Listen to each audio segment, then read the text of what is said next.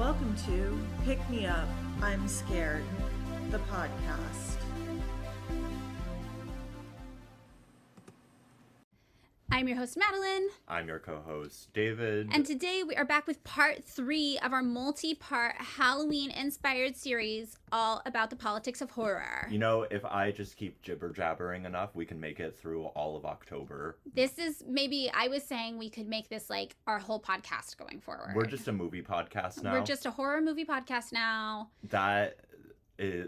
That's popular, right? It's very popular and it's less controversial. And I gotta tell you, after seeing the whole internet come up with fanfic about me for a week straight, maybe it's better to do things that are less controversial. Oh, yeah, that's right. I was texting you last night that you were going to, evict all of your tenants.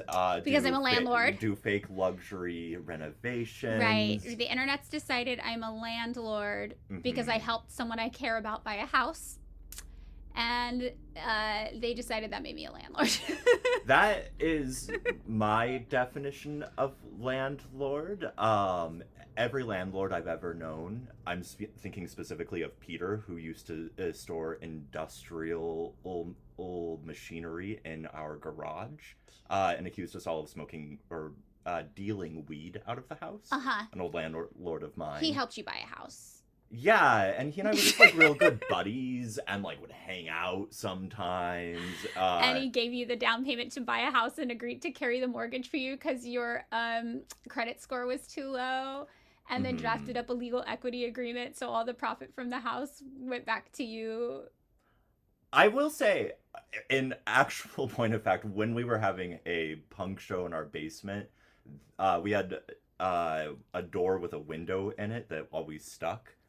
And my dumb ass, I felt very bad about this, just pushed the door too hard and broke the window on it. And our solution was we had a roommate who was out of town for a couple months. I think he was on tour or something.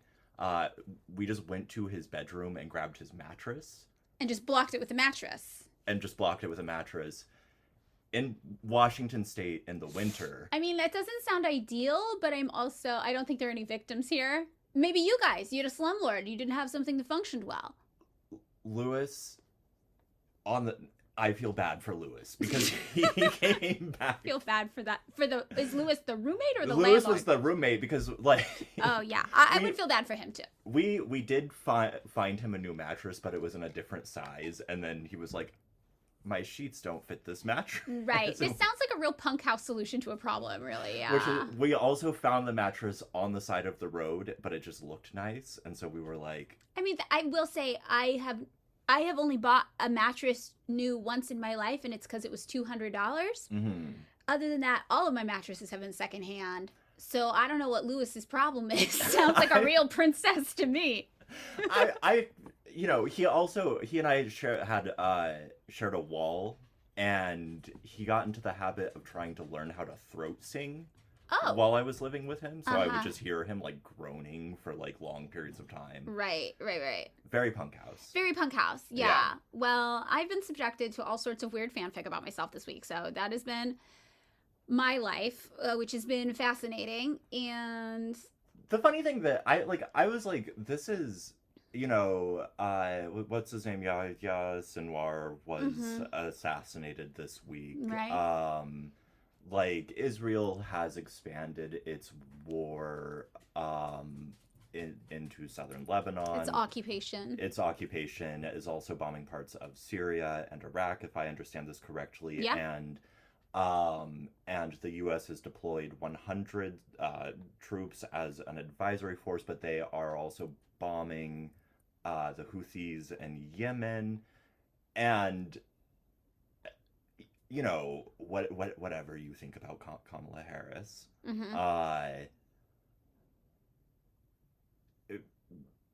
having some weird petulant debate over whether an internet yeller, me, a communist who yells on the internet, that's me, is. Just having a debate about you and that specific debate was it seems like it's really missing the point a little, isn't it? You guys do realize, right, I have no political power. No. I mean, I got zero political fine. power. But it was everyone in that stuff where I was it does seem like granting the things that are happening in the world that putatively liberal types and, you know, the various stripes of left all agree are bad, right? I don't know that the liberals do agree it's bad. I mean, it was funny because I had a moment this week where I went back and I read perused and read like the passages that I have highlighted from undergrad of like classical liberal texts, like John Locke, Rousseau, right. like John Stuart Mill, the whole, Wollstonecraft, that tradition. And I find that tradition extraordinarily compelling. It's not I don't think it's like the end all be all thing, but I think the arguments are good. They're made by smart people. They are interesting ways of constructing an idea of natural right. These liberals aren't that. No. These liberal, right? Do you know what I mean? Where it's like, you are not even liberals. No, I mean it's an investment in neoliberal privatization, expansion, imperialism, just with a slight hint at some sort of social safety net, but not even a significant one or a serious one. And then it's like dressed up in language. And that's the thing, though. I think that like a lot of people in that camp, people maybe even who've called themselves leftists, and one of the best videos I saw on TikTok over the past week was a woman just saying, leftist doesn't mean cool Democrat, right? Like it's a different thing. And that was the whole video. And so I think that what has really happened is that a lot of people who not just are people who end up voting Democrat, but the people who are Democrats, like in their heart, that's how they align, that's ideologically where they place themselves. It's very much about how things look. Yeah. It's about how things present, how things look, how things sound, but there's no substance underneath it. So the main draw is that, are these people saying the right things? And if they're saying the right things, that's enough for me. No, I mean, I guess like the moment that I was like, wait, what the fuck, was I like went through, like a sort of classic exposition of like a liberal theory of justice, which is John Rawls, right? Where it's just like construct an idea of justice from behind a screen where you don't know what position you'll be in. Yes. Right? Like that's, a very classic formulation where it's like, well, you want people to have equality of opportunity, and you don't want things to be so fucking bad for someone who finds themselves in a bad situation. That's right. And that's a very like classically liberal type understanding of what justice would look like. What the fuck is like? Oh yeah, no. Right. What the fuck is our border? What the fuck is our anything in our world? This is not. I don't know.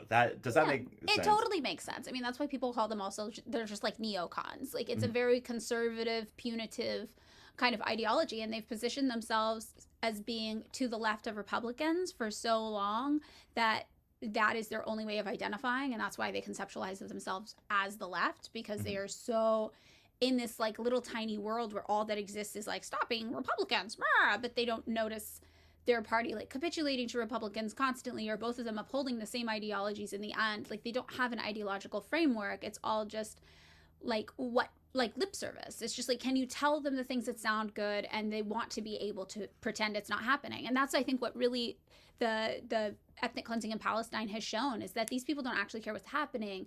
They care if they have justifiable cause to ignore it. So when Donald Trump is in office, he is so loud, he is so obnoxious, he is so abrasive, you can't ignore anything he's doing. And that stresses one of these people who like really identifies like as a Democrat, is a Democrat. This is what stresses them out. And when you have somebody like Barack Obama in office, or Kamala Harris potentially in office, or Joe Biden in office, because they're saying the right things, it gives you plausible deniability to just carry on with your life and pretend nothing bad is happening to you. I mean, I think that like gets at one of the things, because like, the Democratic Party is made up of thousands and thousands of people, not all of whom are like in Congress or like completely structurally. Which I learned this week people also don't understand. People think the Democratic Party is literally just the Democratic National Committee, which is very perplexing, and I am surprised people have such little understanding of how their own political parties are structured. But I did, after I got the newer Joy Williams novel after I finished The Changeling, the thing that I was raving about last week.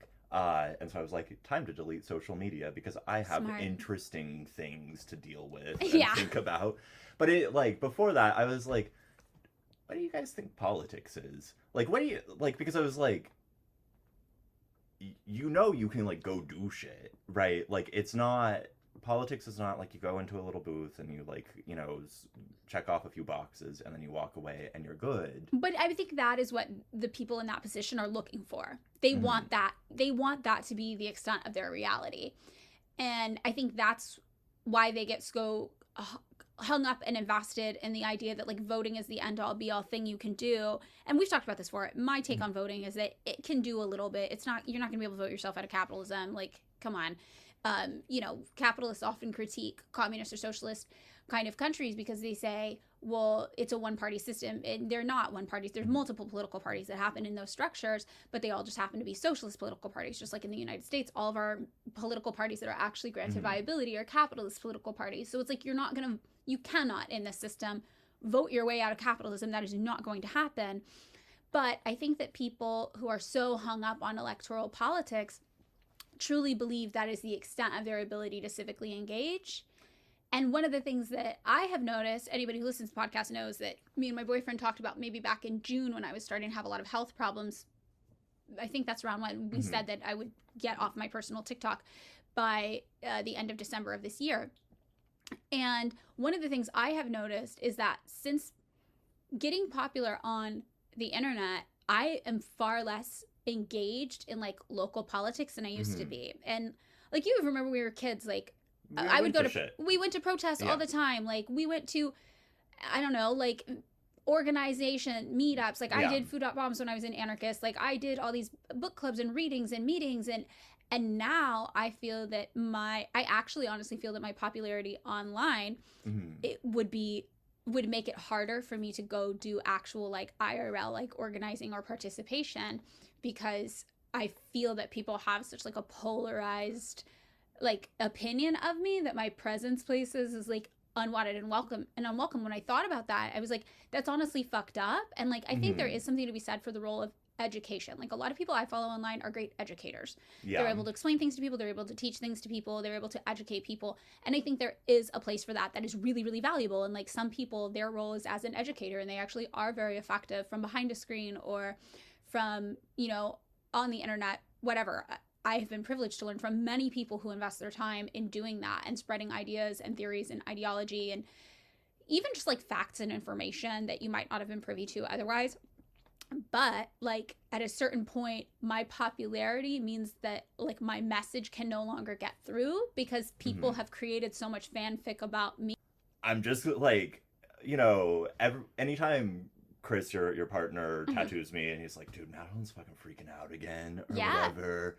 She's gotta fucking stop this shit, man. Like I'm like, yeah, man, this has been going on as long as the internet has existed in any like coherent way. Yeah, this is just a much larger scale. It's not, it's just like not, I don't know, it's just not good for me. But the funny thing too is somebody online was like, why do you never admit you were wrong? Like, why are you always making yourself a victim?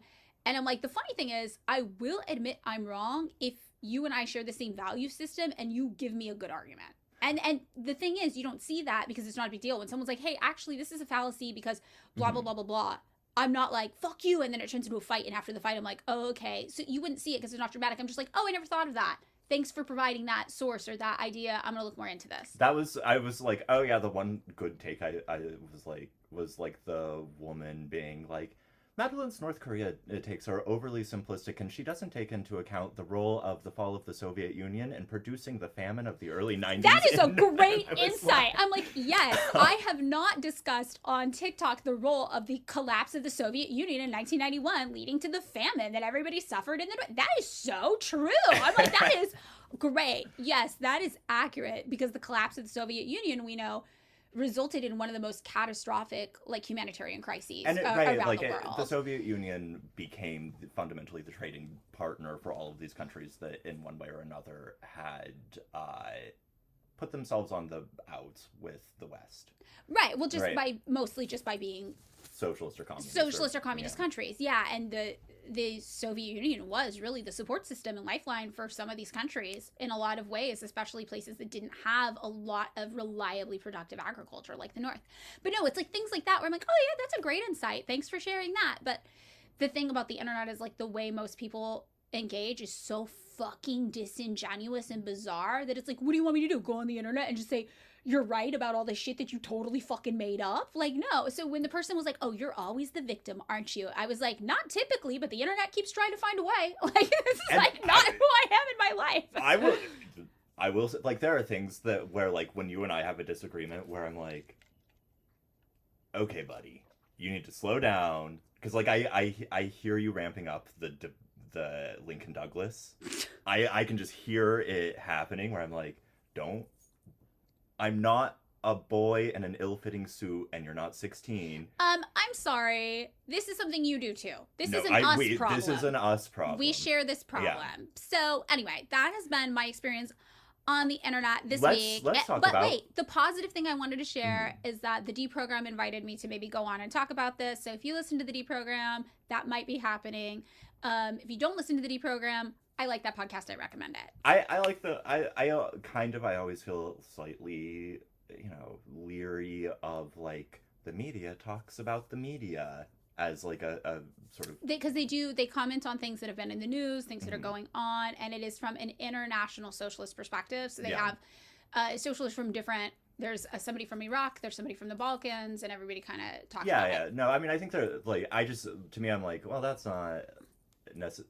It's cool, it's interesting, it's necessary, but it's also sort of the thing where I'm like, I don't actually need to hear about, like, the various interests of, like, New York Times reporters. Okay, well, I find that stuff interesting. I know, you guys might like it. So it's not quite the research-based podcast into the politics of horror that we were trying to give you today. Tranquilizer, no. Terrifier is the movie I saw this Tranquilizer is a great Japanese crust band from the early 80s. Well, Terrifier 3 is a movie I just saw this week that is out in theaters that is about a demon that lives inside of the body of a serial killer who is also a clown who then puts on, in this iteration, a Santa Claus outfit because it is a Christmas movie and goes around killing people in the most horrific, barbaric, fucked up ways you can imagine. Pitch deck for the writers of the Terrorizer series. Terrifier. God, Dad! It's called Terrifier! Terrorizer is a pretty good noise hardcore band. God. I actually think they're grindcore. But,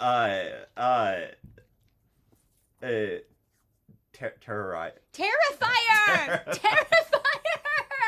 Terrifier! In the presumably, like, 20 or 30 sequels that you all have lined up... Yeah. They are presumably going to be, like, holiday themed from now on. Probably. An Easter Bunny one might go hard. Yeah, I can see that. I feel like what you gotta do is, like, the clown demon doesn't take off the Santa suit. He just puts an Easter Bunny suit over on top, yeah. So that it just becomes, like... He just becomes bigger and bigger with clothes, where it's like eventually he's like wearing like a July 4th top hat and like doing the I like it Uncle Sam thing. I'm really into it. I think this would work for the franchise. I think you've got a good pitch. Yeah, I think it's great. Anybody who likes gratuitous gore, I recommend Terrifier 3. It is a ridiculous movie, and I told David this before we started recording. I think it might be a feminist movie because we see no boobs, but we do see penis in grotesque horror. And when this happened, I leaned over to my friend who I saw the movie with, and I said, "Is this feminism?" And she said, "Yes."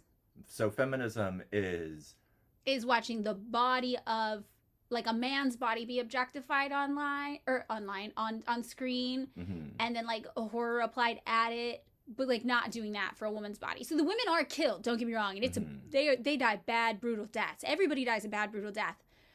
But the only real gratuitous close-up of body, like we talked about in the last week's episode about, like, feminism and, like, how there's, like, this weird, vaguely sexualized portrayal of these death scenes of women because it's close-ups of the body and the body's usually nude. We instead see that happening to a man's body. Yeah, So- and we talked about last week the fact that the sort of drum I've been beating in the background or whatever has been that one of the things that has sort of haunted the history of cinema has been the ways in which the camera and the viewer's position colludes with a kind of patriarchal, voyeuristic objectification of women. Yes. And there is like a lively debate among feminist film critics about whether or not that is intrinsic to the medium. Right.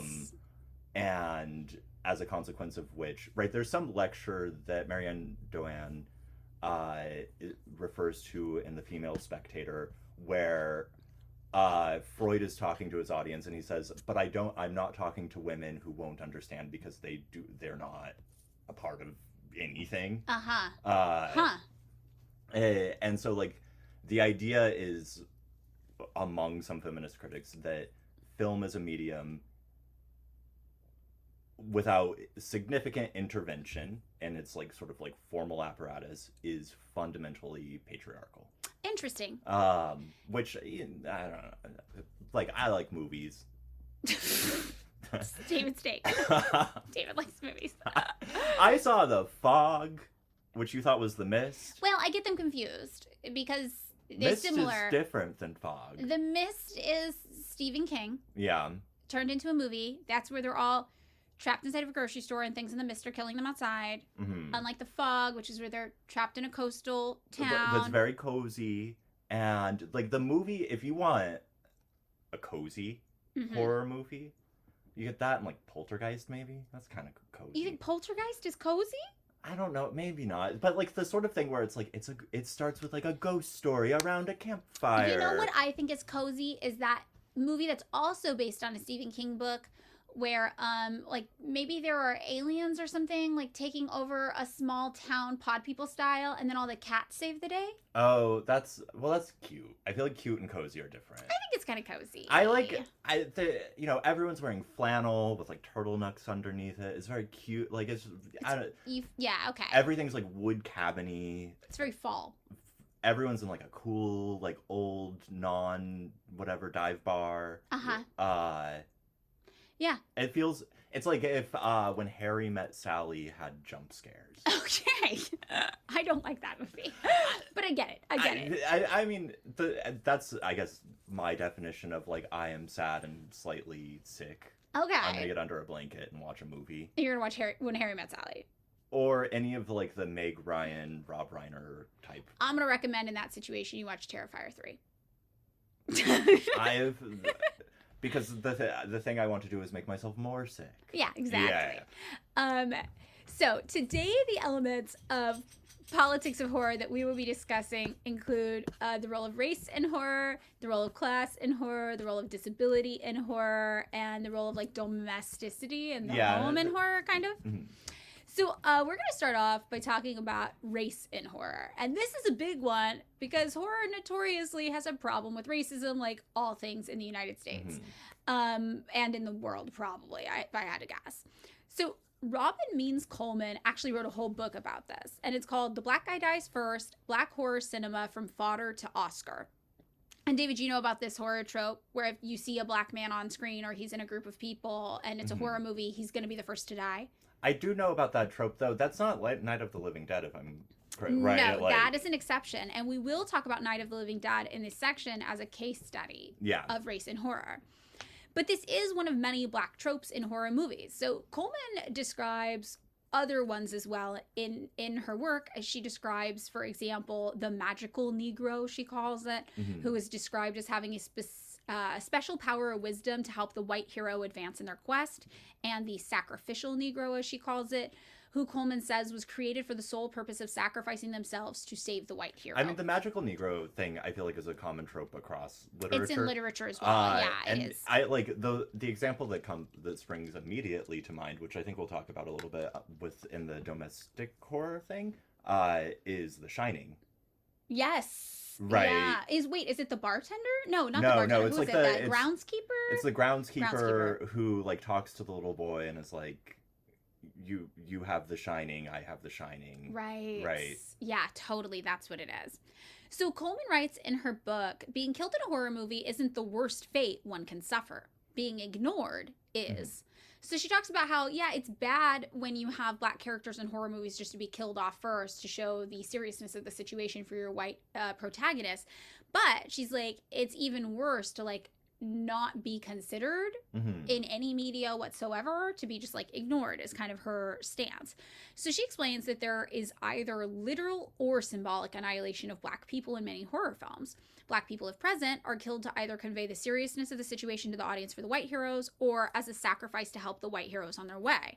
However, she explains more often than not, Black people just are not there. They're just not very present.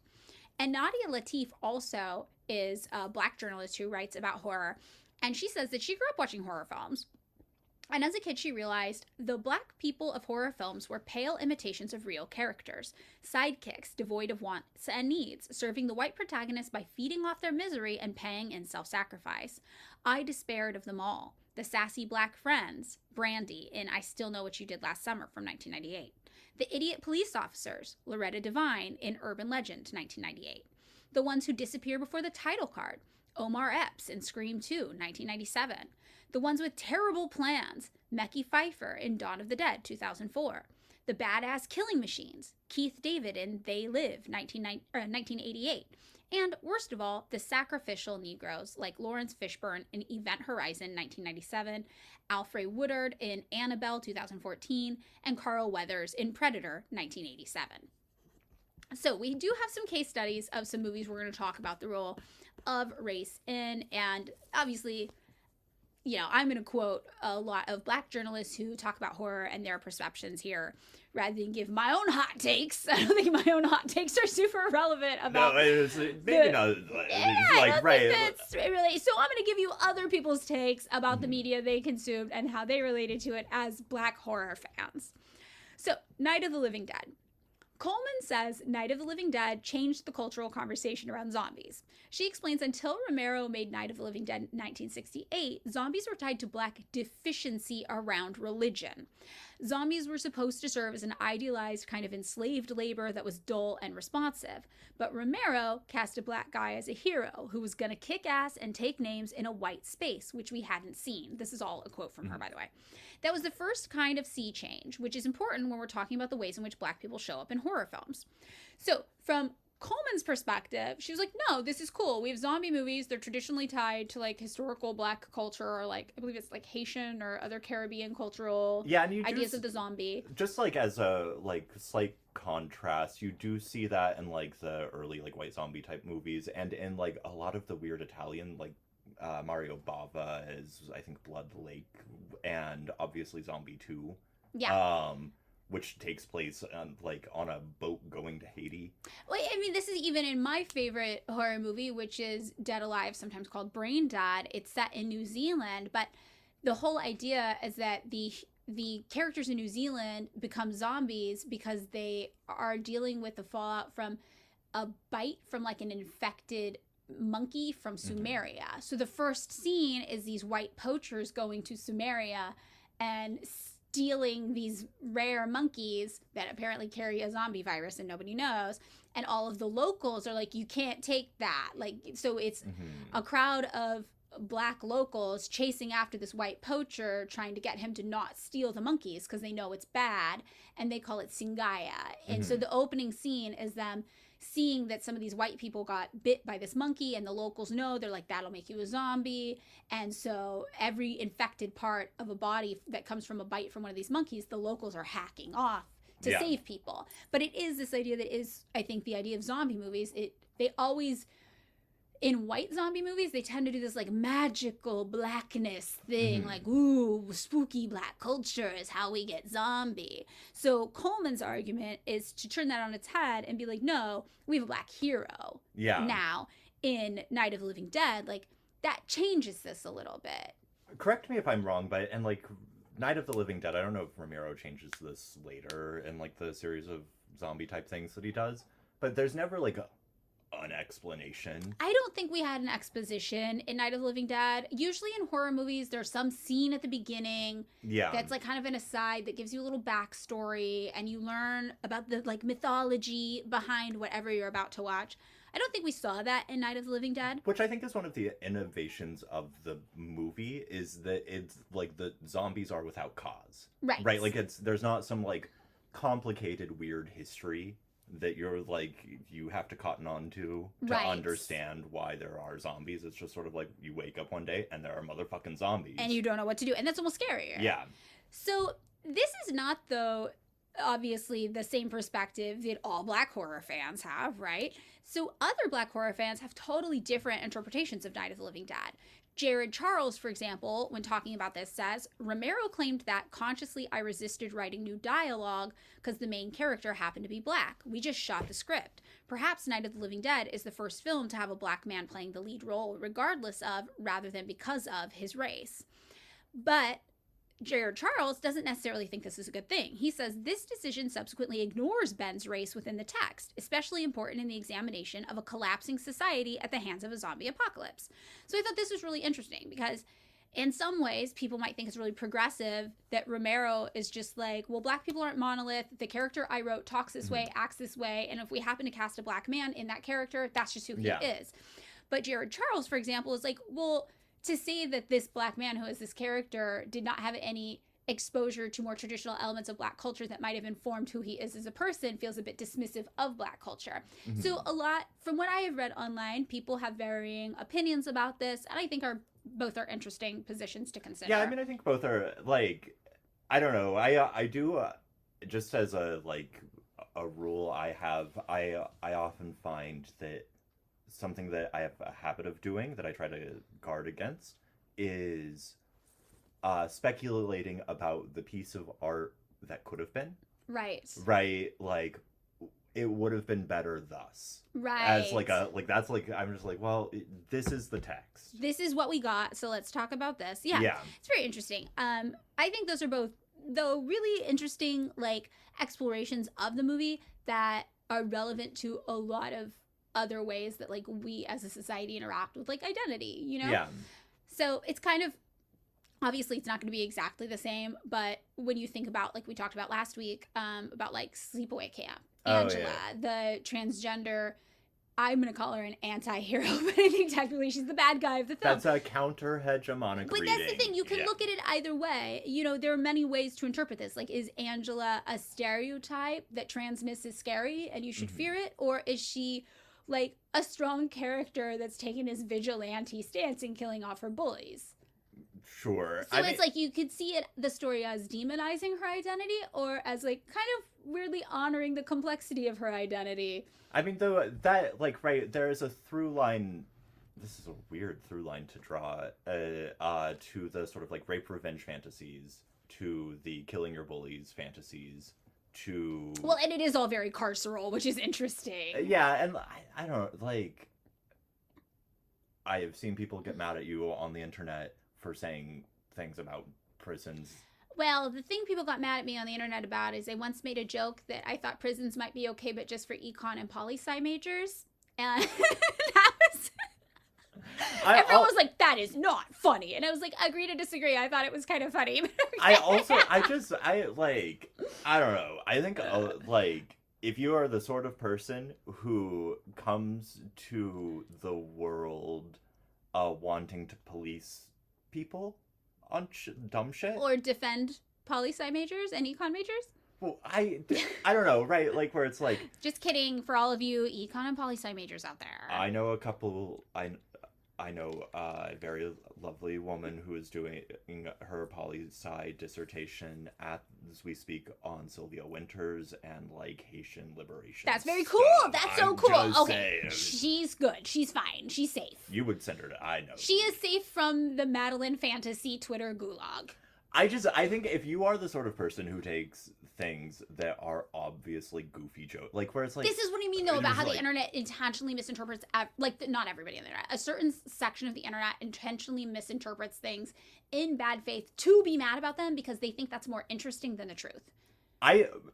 I think it's something else. I think I remember talking about this. This is a hot take that I will tie back into Night of the Living Dead fucking well. I promise. Okay. Back when when we were all in lockdown or whatever. Yes. Like I was like, pandemic's still ongoing. COVID is still happening. But we were in lockdown. Yes. Like I remember being like, wow, we should all be really prudent. We should all be very prudent and wear our masks and socially distance and do the things. This is giving license to a certain kind of personality type to really let their inner cop bloom. Okay. Does that make sense? Where it was like, it's no longer about like do what's prudent so much as it is like your capacity to like regulate the people around you in this way that I was like, we're all gonna have to regulate ourselves. And scolding isn't helping anyone. Well, I also think, so the way I think I saw what you're talking about play out online is one of the first early kind of masking Twitter fights that happened kind of on the left is once lockdown restrictions eased up, a lot of people who'd worked service industry had to immediately go back to their jobs, like bartenders, servers. And a lot of them, women in particular, especially ones who lived in states with a sub minimum wage for service industry where they're paid, I can't remember the exact amount, so please don't quote me on this, but it's in between the $2 and $3 range is the actual minimum wage. Off of tips and then you get all your money on tips. They were like, I cannot earn a living wage wearing a mask. Mm-hmm. Literally the only way these creepy men tip me enough to live, which is already a fucked up and flawed system where they're being exploited, is if they go to work without a mask and smile and do the whole song and dance and try to be pretty, which is like a fucked up contingency of your job already. And we do have all this data and statistics showing that, like, if you're a woman and you're considered traditionally attractive, or you do everything in your power to make yourself appeal to like the beauty standard for men, you are going to make more money in tips. So all of these women started getting, I mean, all service workers, but especially women who were bartenders. I noticed this happening. People on Twitter were like, how dare you go to work unmasked? And these women who are bartenders are like, I need to pay my bills. This is the only skill I have. This is the only job I have. I'm like 4 months behind on my rent because I wasn't able to work. Like, I have to do this to earn a living. Like, this is part of my job and I don't like it, but I need shelter. Yeah. And this is all I've got. This is what I've got. And I was like, oh, that's like a really interesting, that's a really interesting like problem that's being presented. That's a really interesting dynamic that's happening here. No, I mean, I think that's a good example of it. And it's just because you're right about something. Right. Just because you're right about something. It definitely would have been more ideal for all those women bartenders to go to work masked 100%. That is correct, but right, like, I feel like in my life I've seen people where it's like, oh, you're right, but you're being such a dick about it. Like, that you're, like, not, like, there's no sense of, like, empathy, no sense of care, no sense of just, like, understanding the social dynamics at play. Yeah. That you start to sound like a cop. Like, you're policing. So the other example of this I saw is that a woman on Twitter, her fiance, I believe, was diagnosed with terminal cancer. Mm-hmm. And during, like, this was after COVID began, and during his like final months to live, they decided to have a wedding and get married and have it be this like really beautiful event where his whole family could come and they could do this thing before he died. And they knew he was going to die, so they got married, and he did die from his cancer. And months later, all of these people on the internet tried to relitigate this and bring this up and say that her husband, she had killed her husband by being so selfish that she wanted to have an unmasked wedding. And she was like, this is so disingenuous. He died from cancer. And everyone's like, well, you don't know that. And because he was immunocompromised from his cancer, there's a really good chance he did catch COVID, and COVID is what ultimately killed him. And it's like, this is, are you technically correct? It would have been way, way safer to have a masked wedding or no event at all. Mm-hmm. Yes, you are technically correct. That is accurate. However, this woman just lost her fucking husband to cancer. Maybe this isn't the person to make your case on. I bet there are many more examples if you wanted to make this point that you could use that don't hinge upon this very specific scenario. We can all continue to be mad about Gavin Newsom going to French Laundry. We can be mad about that. We can be mad about the government forcing every individual person to become an epidemiologist in their spare time in order to do the right thing to stay alive during an ongoing pandemic. But I guess we can be mad at our government systems failing to support us. These are all things we can be be mad at. But maybe the woman whose husband just died of cancer, who wanted to have one last, like, very important moment with him before he passed, maybe she's not the one you should focus on right now. Yeah, I guess have like a little bit of humanity. that. Like, I just have I've noticed, like, in a lot of sort of even like left type even about different issues, where anytime you're right about like a sort of moral position, right? There are people who are like, wow, okay, cool, I got the good take. That's enough for me. And there are people who are like, this gives me power, and I am going to exert that power. Yes, right. Exactly. And that always, like, I'm like, you are working on something psychologically within yourself. Right. Well, and that's like, okay, to bring it back to like my experiences on the internet, it's like people are literally clinging, in my case, to misinformation, which I know is misinformation because it's my own life. So I can be like, that is a lie. That is patently not true. But, you know, it's hard for other people to know. But they're clinging to the misinformation because it gives them a moral high ground to feel righteous about something. Yeah, and I think that's, you know, people, like, I think that's why people don't like a certain, like, people get turned off of a certain kind of the in this house we believe in Oh, politics. That was David's best assessment of my cancellation, was that I had offended what he called a bunch of in this house freaks, which are the people who live very comfortable middle class lives of privilege, and then put the signs in their front yard that say, in this house we believe love is love, science is real, blah blah blah blah blah blah blah, but then materially in their lives make no practice about like including people from other backgrounds of them, or live largely in very comfortable white enclaves that exclude them from dealing with people from different backgrounds than them, or can't meet people where they are and talk to them on their level to try to form community or build a bridge between them. Who live in Alberta, Portland. Yes. Like, specifically Alberta. Specifically Alberta, Portland, yeah. Portland folks will know why that is relevant. And not even in the way where you're like, oh yeah, it sucks, but here I am, shit, life's bad. But they're like, I love my beautiful craftsman home in Alberta, and furthermore, I will make a mockery of the displaced people by putting this sign here saying, actually, they're really, really welcome. It's just not my fault. They can't afford to be here anymore. Yeah. But right, like, I like that personality type felt like the sort of personality type that it wasn't actually about keeping people safe. It wasn't actually about doing what was right. It was about getting to exercise power. Right. And that having like some psychological payout for the individual. Yes. And like, I think we've all seen that. Yeah. I think that's not, like, I think, and it makes normal people, and I have a very wide definition of normal, uncomfortable. I think it does make some people uncomfortable. Like, wait, what was the tie-in? Oh, the tie-in. How did we get here? So there's a global pandemic making people all go bananas. Uh-huh. Zombie. Go. That was the tie-in? I had a dental emergency and have been on painkillers. Okay, I think we got there. I'm going to accept it. Okay, so that is the assessment of Night of the Living Dead. So you can read this multiple ways. I don't feel it's my position to have an opinion about that either way, but I will say that I thought it was interesting reading the two perspectives of Coleman, right? Robin Means Coleman, again, who wrote a book called The Black Guy Dies First, Black Horror Cinema, From Fodder to Oscar. I am interested in potentially checking that out more. And then on the flip side, Jared Charles, who wrote in some essays about this from the opposite, like, well, maybe it would have been cool to actually center this character's Black identity and make it a part of the story. As a person who has seen this movie and has now heard these two positions, yes, I will say that you can hold them both. You can hold them. Right? Like, you can just be like, wow, that is interesting. Like, I think in aesthetics, right? Mm-hmm. You don't actually have to do a thing where you're like, this is good. Right, we don't have to moralize whether or not Romero should have rewritten the character to have more of a conventional Black experience. We probably don't have to make a decision.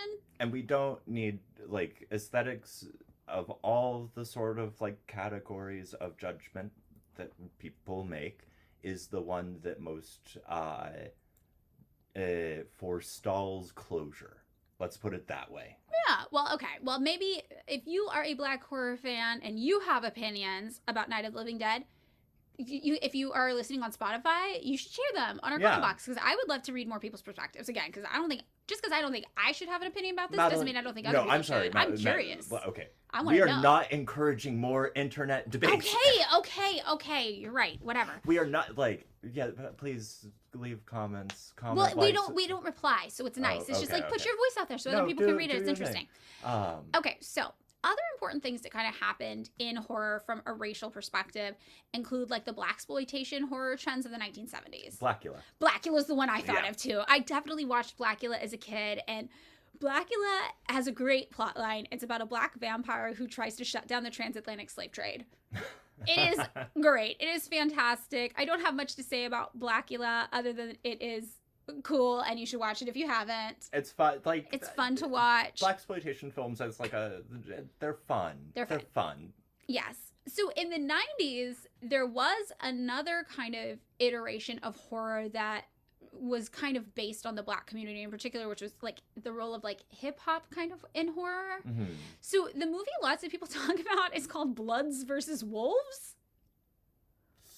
So, which I have never seen, but it sounds like the Bloods, like the gang, the Bloods versus werewolves. The one I thought about was the version of Leprechaun called Lep in the Hood, which we talked about. We did talk about that because I was told many times growing up that was filmed in Fresno, which does not even make sense to me if you've seen the movie. No. But as a kid, I was like, I told someone in college, in undergrad, when they were like, I don't know where Fresno is.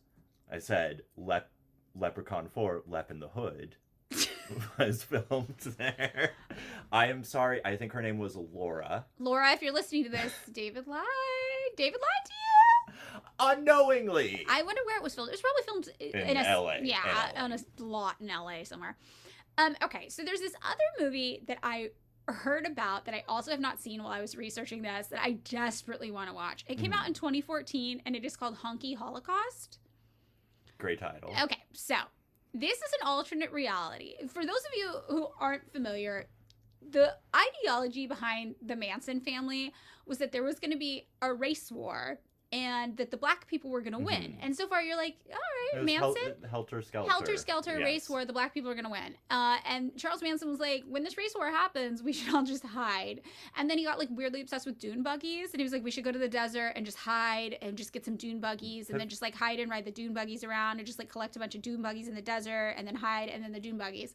So you're like, okay, whatever, Charles Manson. So this all sounds fine. Like no judgments passed about this idea. If you're going to have a cult idea, and you're like, maybe there's a race war, but the black people are going to win. You're like, oh, okay, that's fine. But then this is where it really goes off the rails. Also, giving him full benefit of the doubt up to this point. I'm just saying, I think that there is a lot of evidence that Charles Manson had some connections to the kinds of people you like to talk about. Demons? Dressed as clowns? Who also dress as... No, what's your main fucking fixation? The CIA. Yeah, that's true. Yeah. That is true. There has been some suspicion about Charles Manson and the CIA. That's true. So whatever. He's off on his kooky race war idea, and you're like, okay, whatever. But then where it really goes off the rails and gets super, super racist is when he's like, but the problem is once the black people win the race war, they're not going to know how to do society because we all know white people do society. We build societies, so they're going to need our help. So we're going to emerge after the race war as the only white people that survived, and we're going to be like, hey, black victors, we're going to help you like build roads and houses and stuff because clearly you guys don't know how to do that. So super racist take, also super delusional take that Manson thought that he and the Manson family cult would know how to like build infrastructure. I'm sorry, have you been to like the Manson family, like where the ran? No. First of all, not great. I could not imagine it was great. These people could not have been like if you were a person, let's just say, who needed help building infrastructure and the fucking Manson family and Charles Manson came and they were like, we can help, I would be like, you need to get the fuck as far away from my infrastructure project as humanly possible. Like, there are two parts of pure delusion in this, which is that somehow black people would not be qualified to do infrastructure, which is the Manson wild, family people. Absolutely makes no sense. And then also that the Manson family would be, which makes no sense also. Like, none of this plan makes sense. But you have to understand this plan to know about the movie Honky Holocaust. I'm just gonna say any cult that involves someone named Squeaky. Squeaky Fromm, I know. I don't. You don't want to hang out in a cult with someone named Squeaky. Can you imagine if someone came to you and was like, "Hey, like, looks like your plumbing's out, and we know infrastructure. My name is Squeaky." Yeah, no, I mean, maybe in the right situation, I might trust someone named Squeaky, but not Manson family Squeaky to do. No, none of this makes sense. Also, from a Marxist critique, this doesn't even make sense because workers come in every race and workers build infrastructure. I mean, it's just like, I don't trust. And most of the Manson family kids, from what we know, not Manson himself, but the people who joined the Manson family were just like, I don't know, like edgy middle-class teenagers who wanted to do drugs. A lot of them ran away from their middle-class family. I'm like, many of them have never been workers. They showed up at like age 16, never having had a job, and then just did drugs in the desert. So, okay, whatever. But this whole plan... desert. Quote-unquote desert. A movie set that looked like a desert. Yeah. So, none of this makes sense, right? But this was the Manson family plan. It was so fucking stupid. It was super racist, obviously, and that plays into this movie plot. Honky Holocaust is an alternate reality wherein the Manson family did successfully ignite a race war, and they did go into hiding and then emerge from their bunker to see that the black people had been victorious. And the problem is when they come out, it turns out society is like a utopia. Like, black people killed all the white people, and they're like, we're doing fine. I was sick. We need nothing from you. Look at how bomb our society is. And then the Manson family has to confront their own racism at being like, why did we think these people would not be able to build a society? Black people have historically built society longer than anybody else has built society. What? But this... From here, I didn't look up the spoilers because I do want to watch this movie, is the plot of Honky Holocaust. And this is a trauma film, so I'm going to put it out there. Anybody familiar with trauma? It's going to be low budget. It's going to be campy. It's going to be bizarre. And I imagine this is an absolutely wild movie that I really want to watch. With the name Honky Holocaust, I can only imagine that it is a lot of black heroes killing Manson family racist white hippies. That sounds This cool. is my guess. Yeah. So, there are some movies like this that come about that are kind of campy but interesting and explore race, obviously, within the horror lens. Leprechaun Lep in the Hood, Honky Holocaust, Blackula, Bloods vs. Wolves, which I've never seen. There are also movies, though, that start to come out that are taking the black experience in horror a little more seriously. So one that people talk about a lot is Candyman. Oh, yeah. So Candyman is a story that focuses on urban black areas, and it is an urban legend turned into a movie franchise, actually. I believe there was more than one. So Candyman is the name of an artist who falls in love with a white woman that he is painting. He is black. And then a mob of angry white people respond by cutting off his hands. So Latif, talking about this, who's one of the journalists we mentioned earlier, who writes about like blackness in horror, says, 20 years after I first saw basically this movie Candyman, I felt very differently about the film. Candyman terrorizes the black community in the projects because he's a weapon of white consciousness, which finds solace in the idea of black people turning on each other. Candyman continues to lust after white women uncontrollably, and in the end, it is the white woman who emerges victorious as an avenging angel while he is burned alive by his own people. Dude. Yeah, so this is an interesting movie too, because some people talk about watching it when they were younger, some black horror fans, and they're like, oh, cool, we got a black horror movie. That's awesome. It's in black urban areas. It's like a black story. But there are people like Latif who, upon rewatching it, are like, why did I think that this was like progressive or representation when I was younger? This is actually pretty fucked up, and it ultimately ends up being a story of white supremacy. So that is another one of those movies that has like a debate amongst horror fans who are black. Like, was this movie positive in some way, or was it bizarre? I mean, I keep thinking, I think when we were talking about sort of subcultures many months ago or whatever, one of the concepts I brought up was the difference between commercial art and popular art, and the ways in which popular art, which can be like a movie and it can be like through a fucking big studio or whatever. Yeah. Right? Like, sits in like a reciprocal relationship to its audience. Like a relationship in which the audience produces some of the effect through watching it, through interacting with the medium. And this is sort of like kind of obviously not that. Yeah. Right? Like, does that make sense? Totally. This feels like commercial art aimed at a black audience. Yeah. So something though that Lateef liked on the flip side of this that I thought, I'm like, oh, I like this movie too. It's The Craft from 1996. Oh, I love that movie. Yeah. So the character that Lateef talks about in this is Rachel True's character. Fun fact, if you're a Gregor Rocky fan, Rachel True is in Nowhere, one of my other favorite movies. So Rachel True is one of the girls in the coven at the high school, and she uses witchcraft to get revenge against her white classmate who keeps making racist comments about her hair, other elements of her blackness. So Lateef says her body and her hair, Rachel True's character, move from being her weakness to a weapon. Her arenas are the sites of our everyday terrors: the classroom, the locker room, the house party.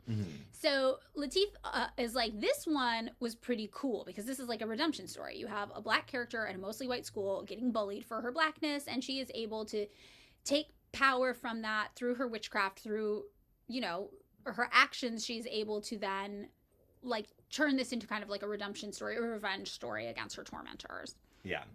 Now, the biggest one, obviously, that we've seen in recent eras is Jordan Peele movies. Yep. These have been, like, a lot of people are like, this is like the renaissance of the horror genre. And I understand. It reminded people, when Jordan Peele's movies started to come out, it reminded people that horror could be smart, could be good, could be engaging.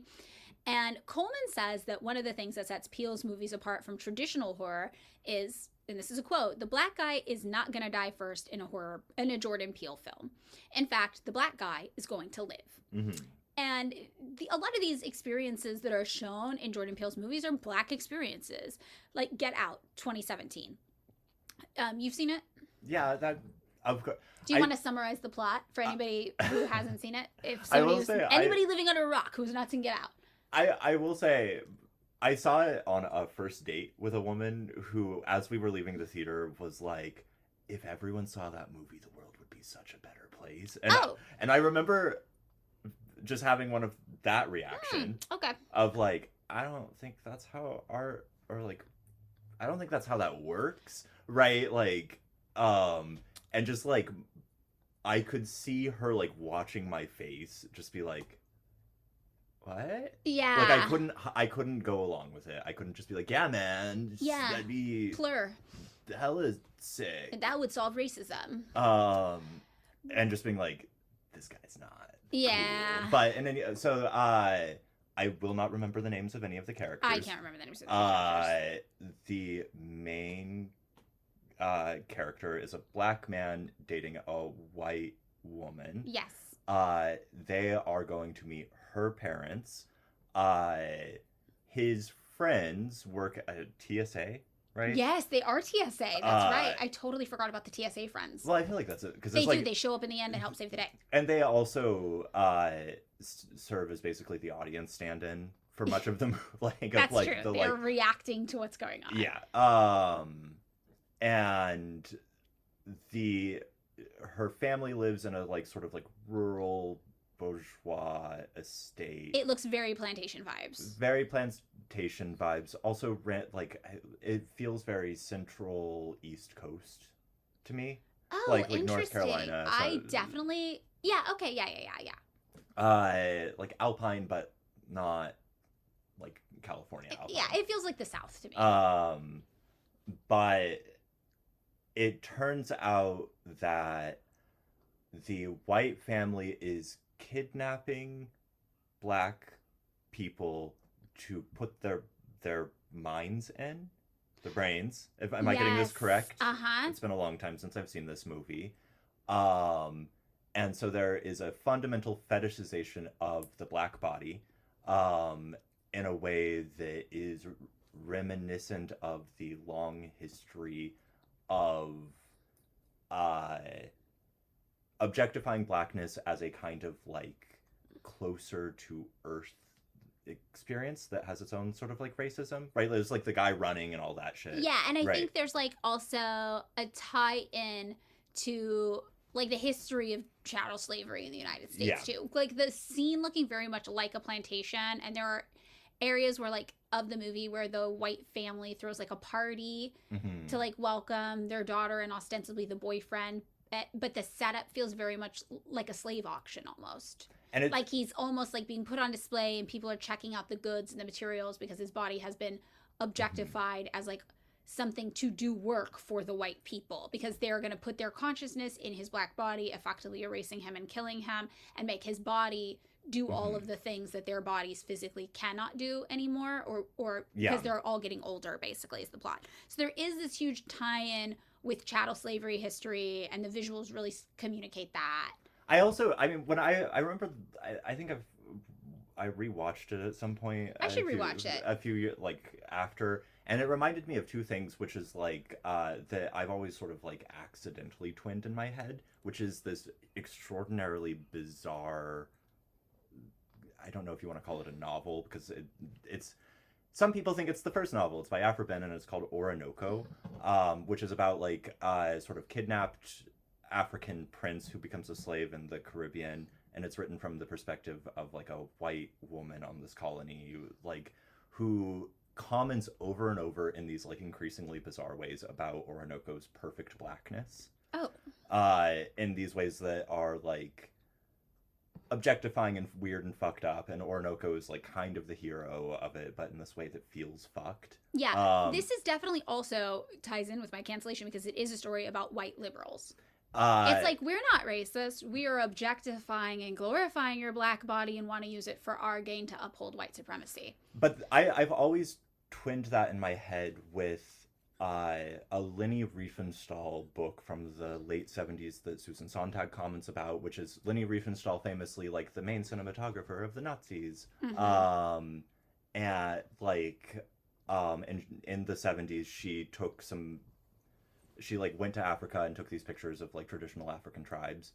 And Susan and people were like, wow, she's like not a Nazi. How sad it was that her work has been like sounds like she was a Nazi associated with Nazis. It seems like she was very much a Nazi. But that is that idea of like the objectification and the use of blackness to uphold white liberalism, and like this idea of being a white progressive, and how that is like still like the manipulation and like control of blackness to uphold white supremacy. And I think, right, like what Sontag points out is that it's actually part of the same, like there is a through line between the Nazi thing and like the perfect blackness that Riefenstahl, which is why I think I twin it with Orinoco, is like the Riefenstahl is sort of singing these like African tribe, you know, people living traditional lives, and that's that fetishization and quality. It's this like fetishization which comes with this like normative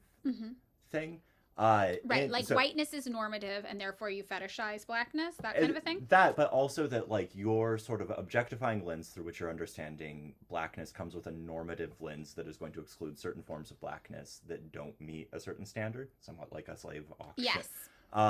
And you can see that in like the main character in Get Out, or like not the main character, the like main bad guy. Like Get Out? In Get Out. I guess the dad? The dad. Yeah. I guess, you know, arguably arguably everybody's a bad guy, except for the main character and his friends who work at the TSA, who are not physically Oh, no, I'm trying to like hierarchize who's the big baddie, like the final boss. I think the final boss is white people as a group. Oh, I think because it's like the woman at the end where he thinks she's good, and then he's like running away, and then he realizes she's bad. His girlfriend. Yeah. If the whole time he thinks his girlfriend is on his side, and it turns out her parents are just evil. Yeah.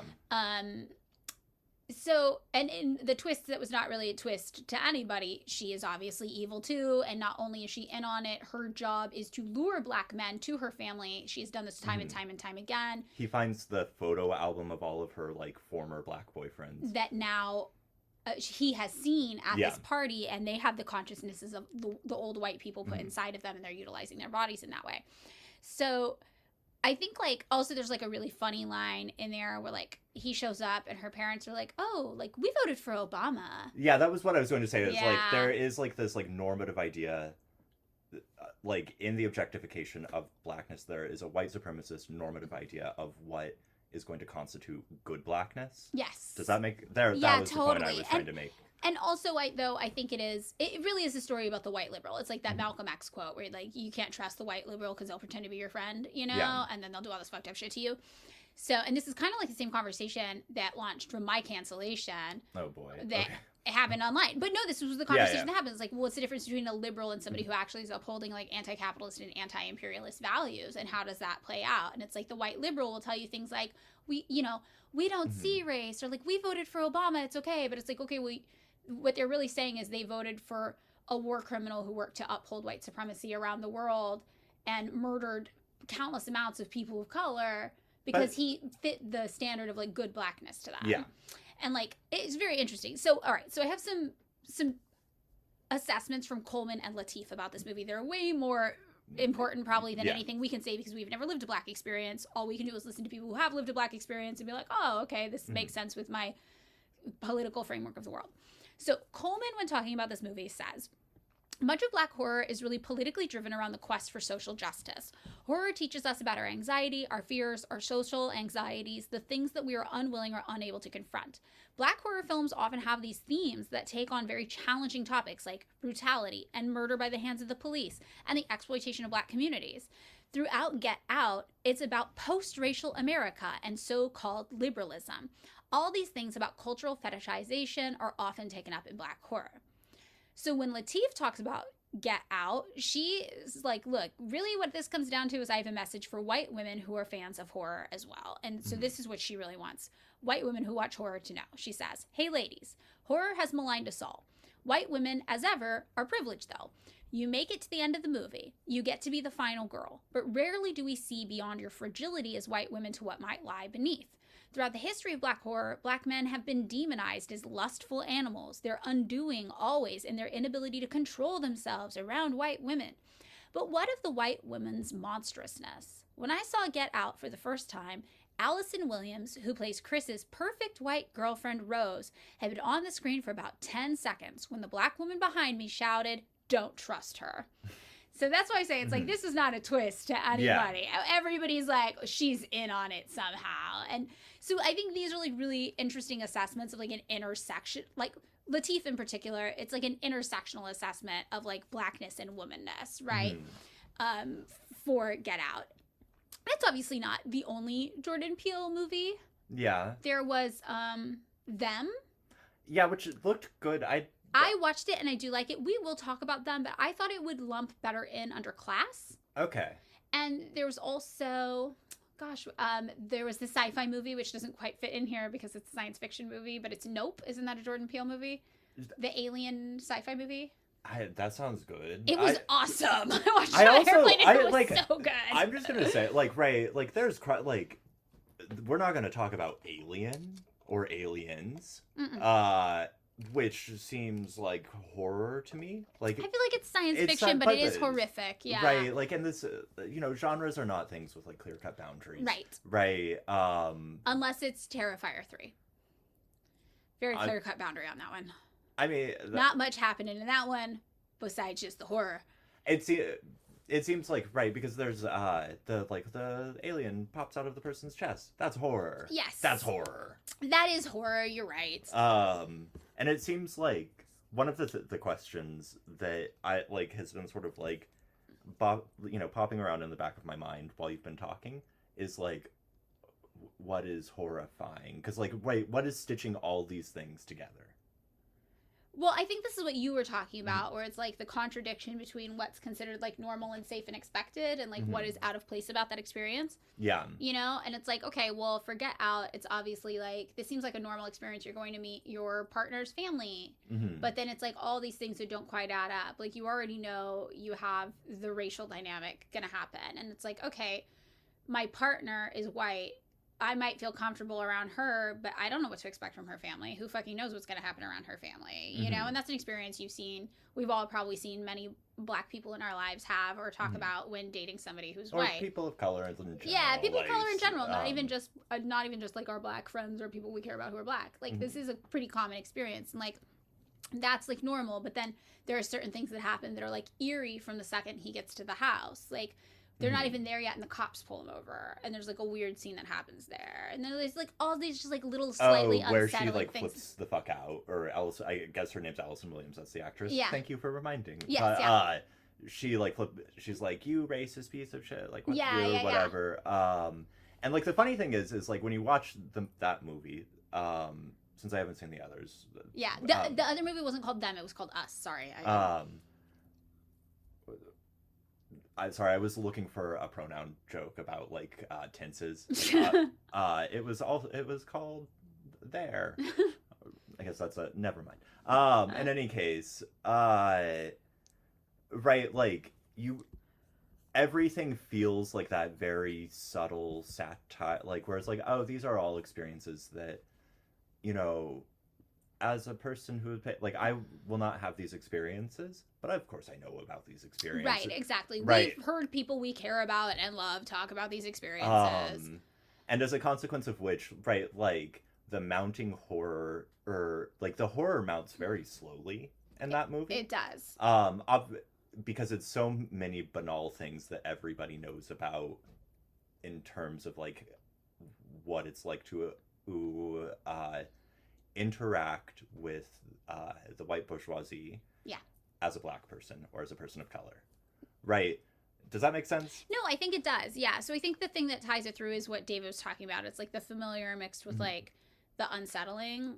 That like underneath, because even like there's like the obvious like we've figured out a way to put our consciousness into black people's bodies thing, which is like the like whatever,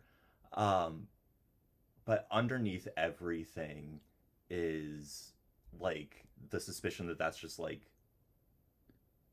normal, like, right, like that's canny, that is the homely thing, right, that has always been lurking underneath. Right. Yeah, that is, to control and use the black body. Yeah. That it has always been like the part of specifically like American white racism. Okay, so the thing about a lot of the conversations about race is that they feed really well into conversations about class because of the nature, like the material nature of the marginalization of people like who don't fit into like the white supremacist, like bourgeois standards of like, I don't know, like acceptability, right? Like there's all these material things that make people with marginalized identities subsequently also more likely to be lower class. So, and this applies not just to people who are not white, for example, but like people of color. It also applies to queer people, trans people, right? Women. So all of the things we've talked about before are kind of as topics within this realm interact with class in horror in major ways too. I was wondering are you going to talk about Green Room at all? No, I'm not. Okay, well, I fucking that, because that I feel like that is a movie with no people of color that I can remember. I don't remember either, but I haven't seen it since like high school, I don't think. 2015. 2015? That I just looked that shit up. Holy shit. It felt like high school when I saw that. It was a long time ago. The one about the Nazis in the Pacific Northwest, and like the touring band. Oh my god, my sense of time is fucked up. 2015 that came out? Yes. Okay, so this is extemporaneous. I was like, but can I do like... Yeah, okay, sorry, I'm still tripping on the timeline here. If you had asked me, I would have said 2005 at the latest, or earliest, or whatever. As like a former resident of the Pacific Northwest, because this is all supposed to be happening in and around like the sort of like rural parts of the Pacific Northwest, it like I was like, oh, this is very recognizable. It's a touring punk band, right? Yeah. And they're having trouble getting a show in some small town, and like their show gets canceled, and then like, the cousin of the promoter's like, oh, you can play in this other place, right? And it turns out to be like a neo-Nazi meeting hall. And then an ensuing slaughter happens, right? And the reason I was like, this is almost like a good hinge for like race into class is that among a certain type of, especially of our generation, like downwardly mobile bourgeois millennial, especially at that time, there was a certain amount of like feigned comfort with racist signifiers. Do you remember this as a thing? No, I don't. You're gonna have to explain a little. Gavin McInnes era Vice magazine. Oh, yes. Right. Yes. Yeah. Vice magazine, I will say, to our friend group's credit, we picked up on really early being some fuck ass shit. No, because it was like the don'ts were always like, don't be woman. gay, don't be trans. And you're just like, what the fuck? And Yeah. I remember one of our friends ending up in the don't section. One of our my gay friends. One of my friends who's intersex actually wound up in the do's, but then like the comment was some like fucked up bullshit. Yeah, exactly. It was very much that era. I'm thinking, okay, here's my theory, because I have like memories of watching what I thought was Green Room at my parents' house. And so I'm thinking I must be thinking of a totally different movie with a similar setup. That is like a punk movie about them like fighting Nazis. And I must have just conflated these two in my head, because I don't think then I would have seen this movie in 2015. I must be thinking of something totally different that was like a really, like it was filmed like shitty. Like it looked like it was filmed on a home VHS camera. Yeah. Almost. Yeah. Is No, this is done in like classic 2015. Okay. So like, I am thinking of a different movie then. Camera, nice looking. Yeah. Okay. So anybody, if you've ever asked me if I've seen Green Room and I've said yes, that was wrong. Apparently, I've watched another movie with a similar plot line, but like from the 80s. I think. So it turns into like your basic like Rob Zombie style gore fest from there. Okay. Like or like Texas Chainsaw, any of that kind of shit of like this like naive punk band who is kind of doing the sort of like there's some interview that Gavin McInnes gave back in the day where he was like, we can like hate and then he says a bunch of slurs because we are urban, so we live around them, they're our neighbors, and so we like have these like intimate experiences. Yeah, there was definitely some type of millennial that was like, we are doing the bigotry in an ironic way, but it was like always real. It was always real. There was a girl in San Francisco, for example, who went by the name KK Katie. Oh boy. And she was, the only saving grace I will say about this girl is that she was, I cannot diagnose her, but she was mentally not well, and I believe she did get institutionalized. But still, that was people were just like some of us were like, what the actual fuck? But many other people were like, it's just like ironic and like edgy, like you don't get it, Yeah. And that very much, and I remember it was like one of the reasons I think where I developed being very, very aggressive was as like a defense mechanism for how like earnest my belief system was. And not just me, like Ryan too, like a lot of our friends, we actually had this very like almost like tender queer belief system that was like very like like sweet. And to balance that out, to survive being like the millennial experience or whatever, you had to like be aggressive in other ways, because there was this like permeating callousness that was considered like cultural cachet of some kind. So if you were like, well, I'm white, but I'm not comfortable saying the N-word or calling myself KK Katie or delving into casual transphobia or queerphobia, you had to be tough in other ways in order to move through that world, to balance it out. Because if you were like, no, fuck that, I don't like that, people would be like, oh, you're just like a weak fucking loser then. So it's like you had to like overcompensate for not being okay with casual bigotry amongst your peers. And for me, that was by being very aggressively not okay with it. I mean, my experience, right? Because like I like what I saw. Well, okay, we'll do. I'm just gonna say in San Francisco, what you're describing very much was a thing. No, that was a thing. And me everywhere. and Ryan and other people were just like, "Whoa, what the fuck is this?" I remember going to a party. Actually, I've talked about Matt when we've been recording enough. When Matt was younger, when we were younger, this is David's closest friend. He was more of an alcoholic. Yeah. And I remember we were at some party, and he was very, very drunk, and there was a fixed gear bicycle guy. Yes. Also very much that era, who was like, I can say, and then he said the N-word because I like 3-6 Mafia and black metal, and I was like, this was like very this very much was, if you were Gen Z, if you were younger, this was a big part of millennial culture was running into these people who thought they were trying so hard to be counterculture and edgy that they just circled into right-wing ideology, and that's why the Gavin McInnes Vice magazine thing was not shocking to many of us. The end of the story that was very, very funny to me was he had his little like carbon fiber fixed gear bike with no brakes or whatever, the whole fucking business.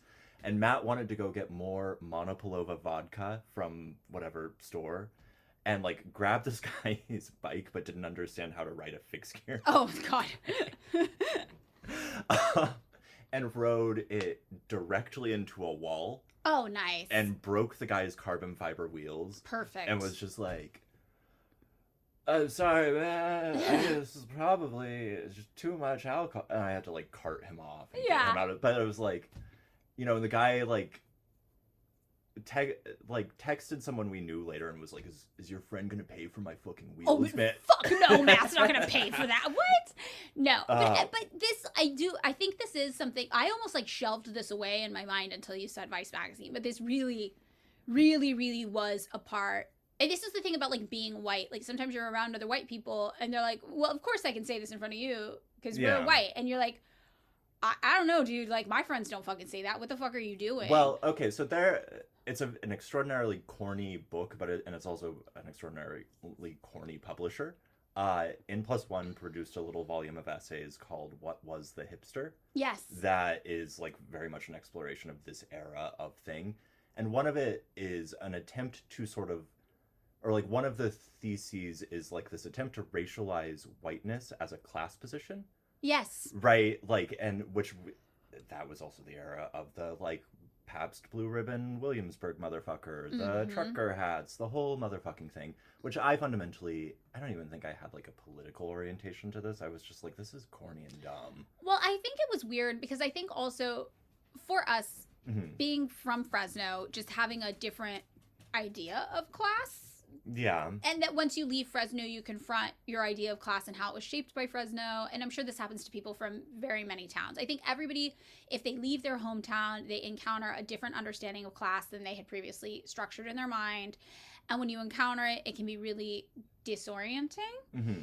So I remember one of the first things that made me really uncomfortable was going to visit one of our friends in Chicago and encountering like actual middle class kids. Oh yeah. Like whose parents paid their rent and stuff. Like from like, let's call it North Loop and like the surrounding north suburbs. I mean, not even from Chicago, like from the East Coast, or like we knew of a few people like that in Fresno, but it would always be like, whoa, like so and so's parents are like paying for them to go to college. Like what? That's crazy. Yeah. But like to encounter so much of it,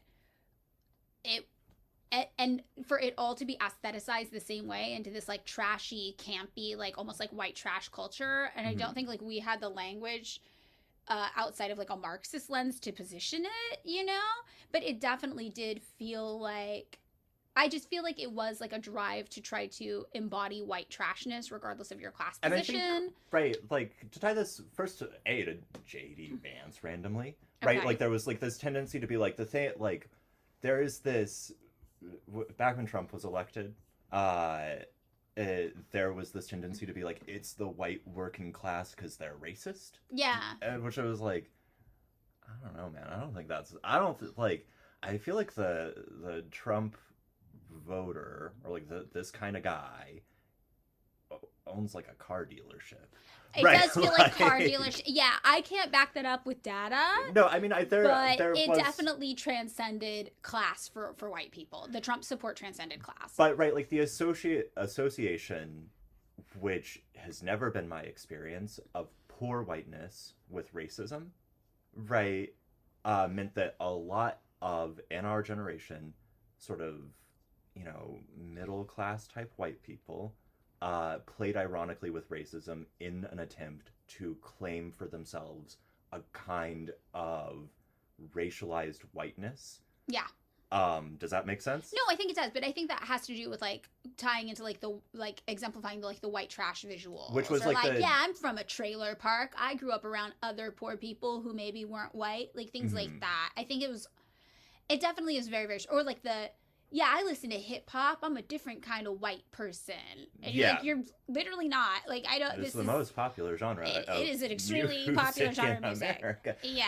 But so, right, like Green Room, like the like naive, like middle class punk rockers, and there are like lots of signifiers of them being like kind of just middle class guys who don't really right. Yeah. And then suddenly like toying with something they don't understand and then getting their shit handed to them feels like very much this like commentary on like, you know, a sort of like common trope is that whiteness is absence, right? Whiteness is like the absence of race. Yeah.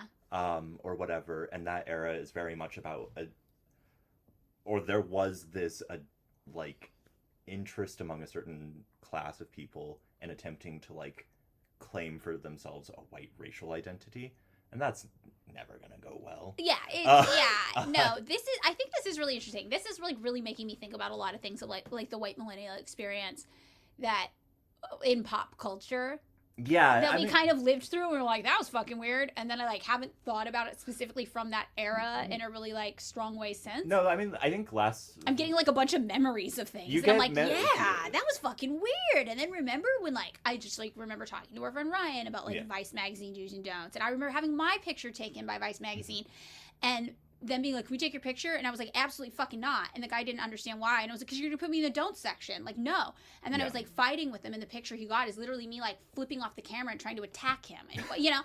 And I'm like, I don't even know if it made it in the fucking magazine. But, you know, like things like that. I'm like, I'm having like all these memories. And the reason why I said no is because so many of our like gay or weird friends had ended up in like the Vice don'ts. And I was just like, I don't want any fucking part of it. Like, it's just like this whole, and the KK Katie thing I just remembered from San Francisco. It's like all these things pop into your head where you're like, this shit was fucking weird. There was a fixation, and I think, you know, my sense is that it had to do with, like, the generation that had grown up post-deindustrialization, right? So it was, like, we had grown up in which the economy, like, the economy of the United States was largely, like, speculative or affective.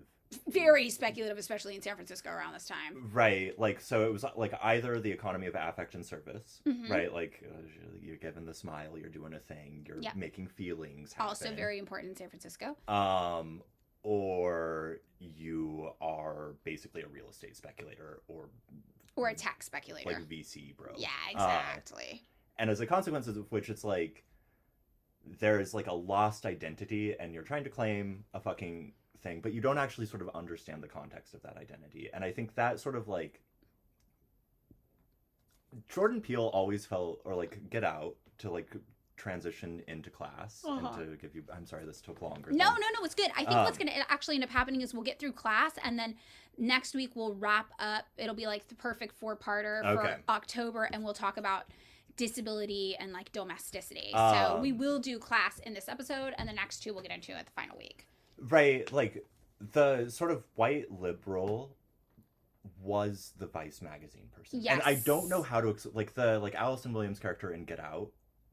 I assume you know, in like the world of Get Out, had her picture taken at a Cobra Snake party like 3 years prior to, really? Like, no, That's not how I positioned her character, but that's interesting. Because those, you know, had gone to Oberlin or Brown or one of those I can see that. or RISD and like lived in Williamsburg, had been like, I like 36 Mafia and Varg Vikings. Yes. I can see that, but I lose the party culture, just like that disconnects to me, but yeah. But right, like, because that was all the same, or like had her picture taken by Terry Richardson.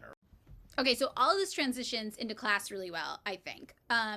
So the first movie we're going to talk about when we talk about class actually kind of embodies race and class, and it is the Wes Craven movie, The People Under the Stairs from 1991. Oh, I haven't seen that. Oh, it's really good. It's pretty campy.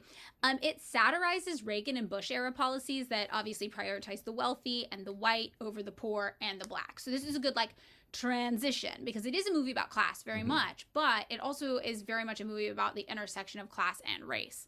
So it basically tells the story of these white suburban slumlords, and in an homage to Nancy and Ronald Reagan, they call each other mommy and daddy. Yeah. And they have a small army, basically, of emaciated white cannibals locked up in their basement. And these are, like, the people they exploit. Okay. Yeah. It's a very, like, weird, surreal movie.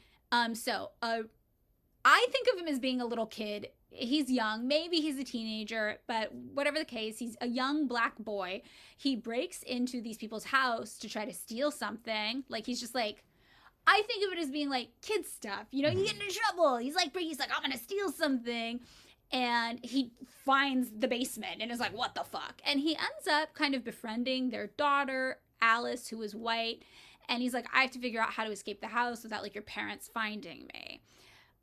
So when the Baltimore Beat described this movie, they called it a Looney Tunes level caper of a young boy outsmarting the literal manifestation of Reaganomics with occasional help from a trapped group of derelicts forced to subsist on human flesh. Mm-hmm. So it's a pretty good setup for a movie, right? And it's got everything. It's very obviously a class movie. You've got the landlords, you've got the exploited people, you've got the thief breaking in to take something and then needing to survive. So obviously you identify with the landlord. Yeah. Okay. Being a landlord, according to the internet, another going along with all the misinfo that spread, yeah. So the character that's only known as Mommy in the Reagan thing is able to talk with the police when the police arrive at one point, and she's able to kind of charm them. She relates to them, and at one point she says, it's as if we're the prisoners and the criminals roam free. Yeah. So it's very much about, like, the white upper middle class victimization and, like, the poor black people are the big scary criminals that make our life so hard. And that is the setup for the movie. This movie is very 1991 Wes Craven. Like, it is a Looney Tunes level caper. It's very surreal and strange.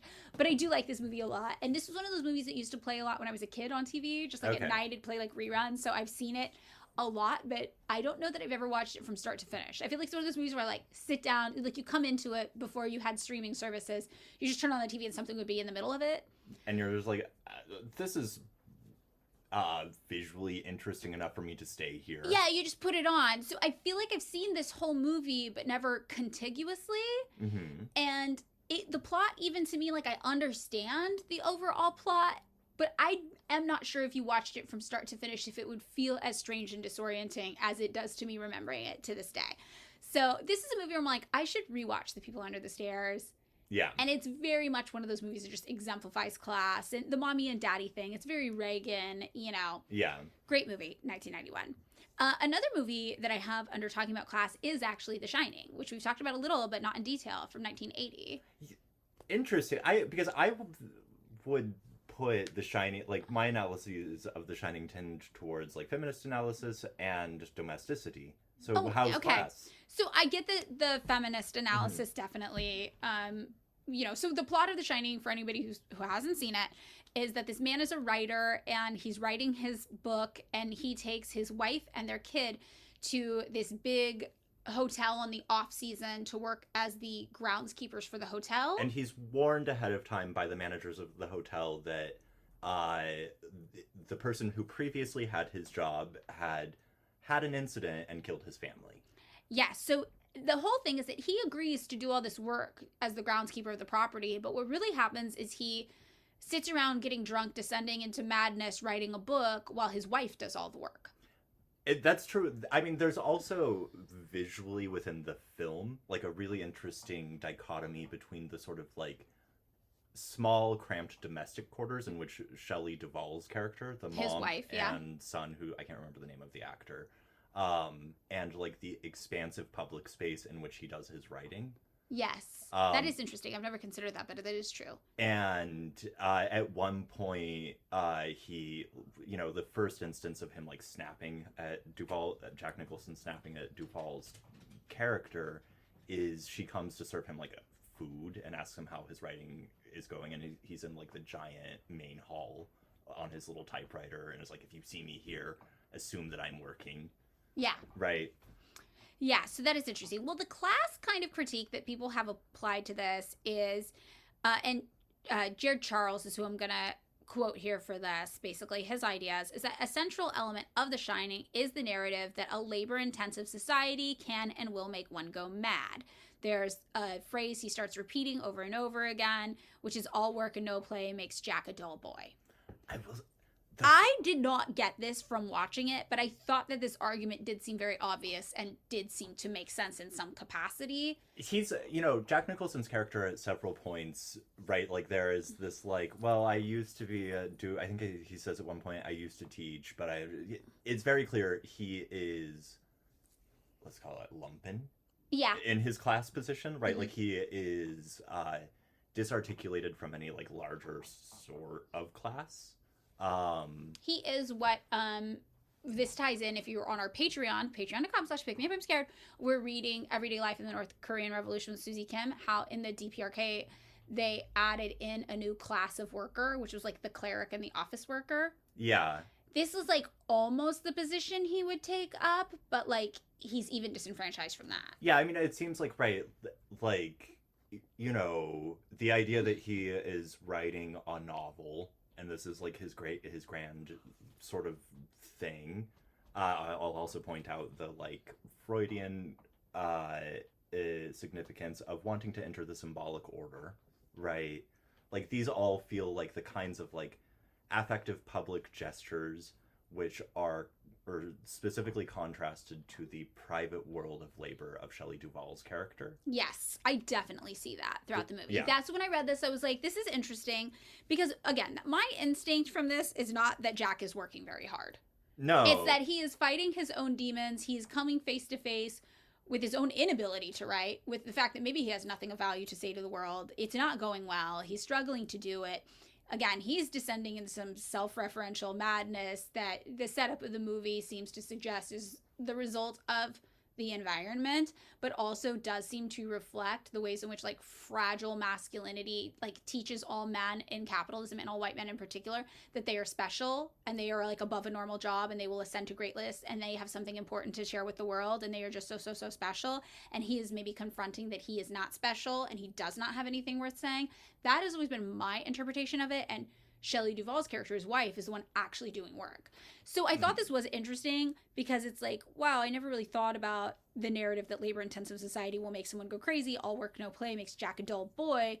For sure, that is a statement, but it doesn't seem to reflect his experience to me. I will also point, I mean, it's, God, I sound like such a pretentious shithead, but like there's like the like Arendtian distinction between like work and labor, right? Like, labor is what is done for the material reproduction of the world or of life, and work is what builds the world. It's like the symbolic bullshit, right? Yeah. Like all of that stuff.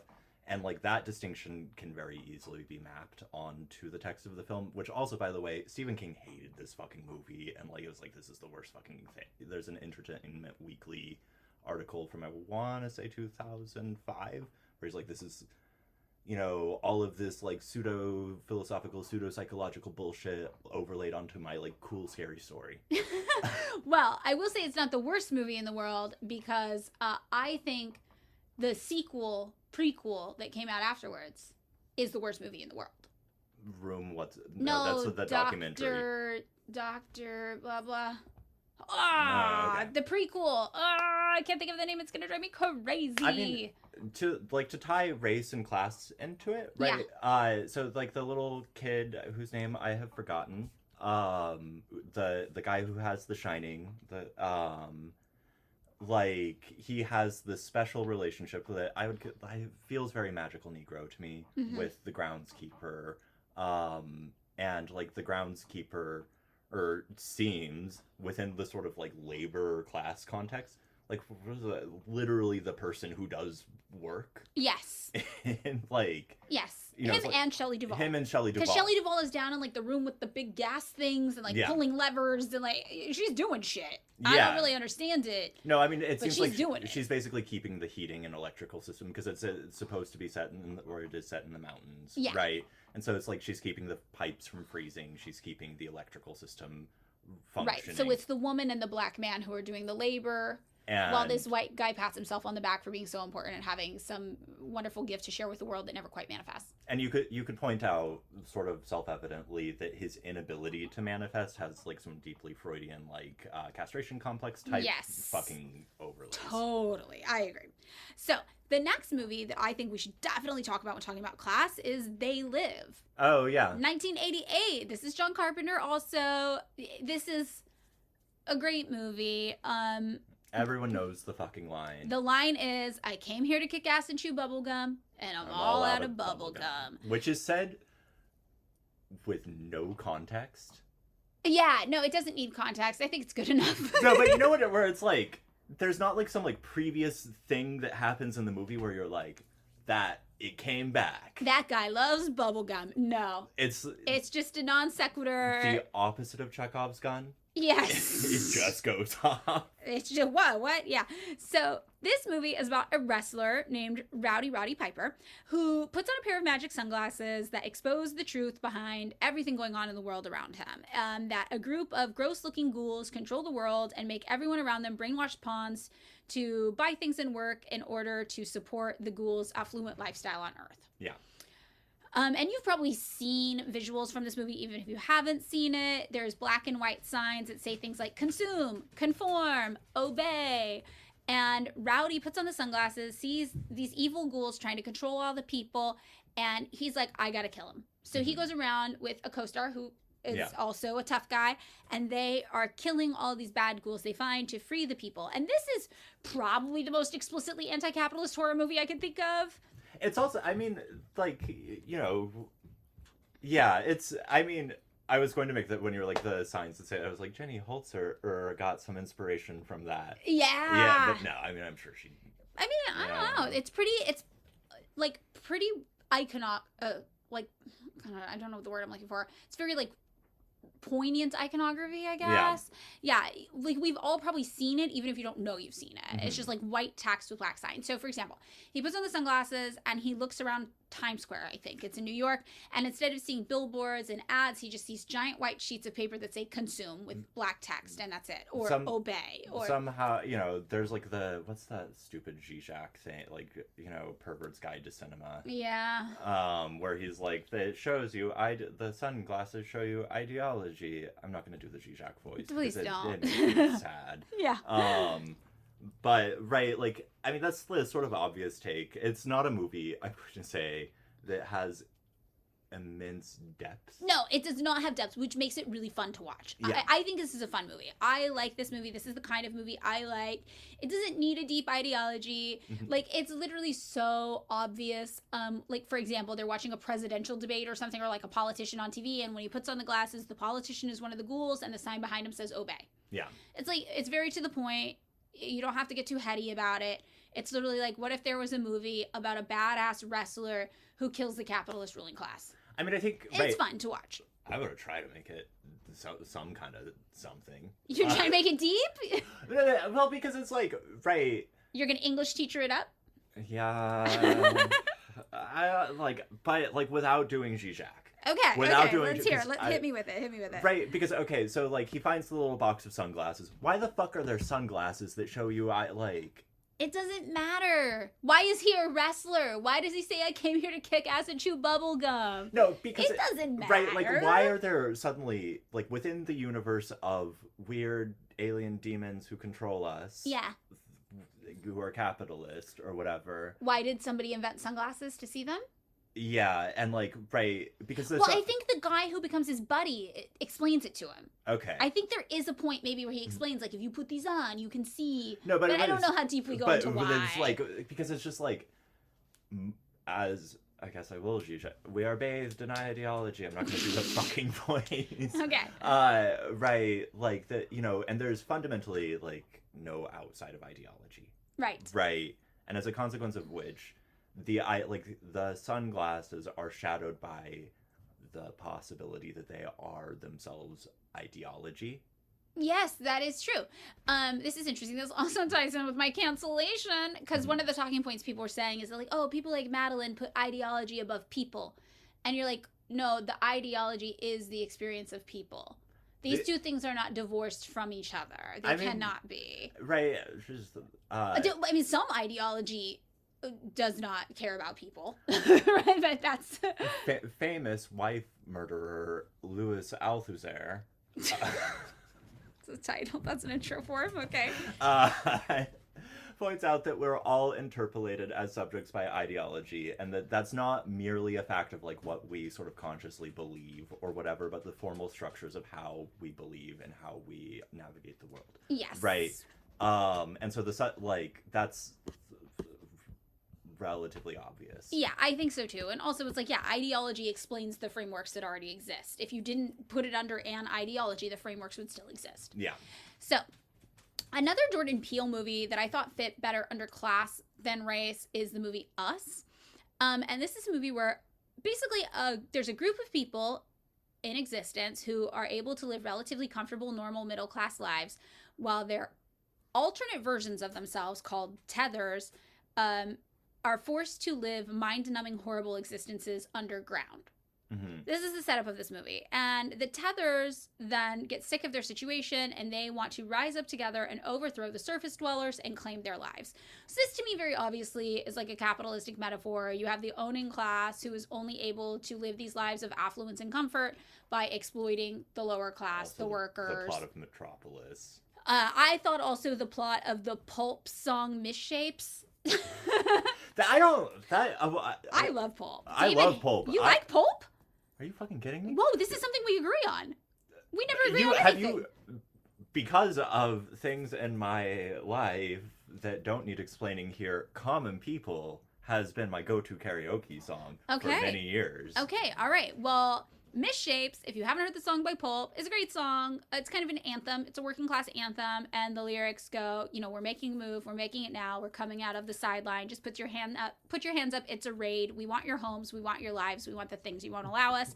And this is really, to me, explains the plot of the movie. Here's the thing. That song, yeah, we won't use guns, we won't use bombs. I know that part's not great. I left that part off. Yeah. He's like, we'll use the one thing we've got for us, which is our minds. He's like, we're going to outthink you. And you're like, oh, Jarvis Cocker, you're cute. Sit down. Good sentiment. Take a seat. Pretty boy. Love you. It is a great song, though. You could tell that, because it's so shoehorned in, you could tell in that song he was like, I got to make this, not like a, shoot your boss song. Yeah, but it kind of actually is a shoot your boss song, I think. It's a really good song. And you know what? Honestly, if Sarah came in one day, my friend who acts like Daria, and she shot me, I'm fine with that. That's a fine way to go. We should probably do it in a really ironic way. And she probably would. Or a really bored way. Yeah. She'd be like, I found this gun. Bang, bang. Ha ha. Oops. Done.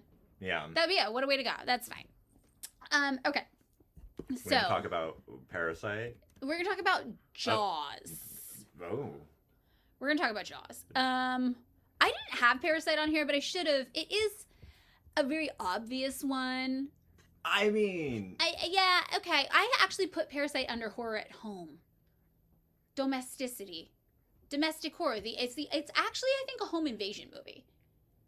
With strong class undertones. There's a literal... what's the director's name? Bong Joon? Yeah, I know it's obviously a critique of capitalism, but I wanted to talk about it in the context of home invasion, because I think home invasion movies also are a class-oriented movie. Okay. So I want to get to that separately. Yeah. So no, the next movie I want to talk about is Jaws. 1975. I hadn't seen this movie since I was a kid, and if you asked me what Jaws is about, I was like, shark eats people. It caught me so off guard when I was looking online, and people were like, well, one of the best examples of an anti-capitalist horror movie is Jaws. And I was like, what? The shark movie? Is the shark making some sort of political statement? I had no clue. This was all lost on me at age 8 when I watched it. Most people, though, today that I have seen online talking about this do agree that this tends to be a harsh criticism of government corruption and greed. So this is why. People are like, there are 2 villains in Jaws. There's the shark that just wants to eat people because it's a shark and it's thirsty for blood. But there's also the mayor of this area where the shark is showing up on beaches and eating people, Amity Island, who prioritizes making money over protecting beachgoers from this deadly threat in the water. He refuses to take action even when he learns that the shark is there and eating people. He's like, it's peak tourism season. Yeah. Money got a money. Capitalism got a capitalism. Let's just keep this hush-hush between us so we don't scare people. And a lot of people in recent times have said this is actually a great allegory for how the U.S. government has been handling COVID.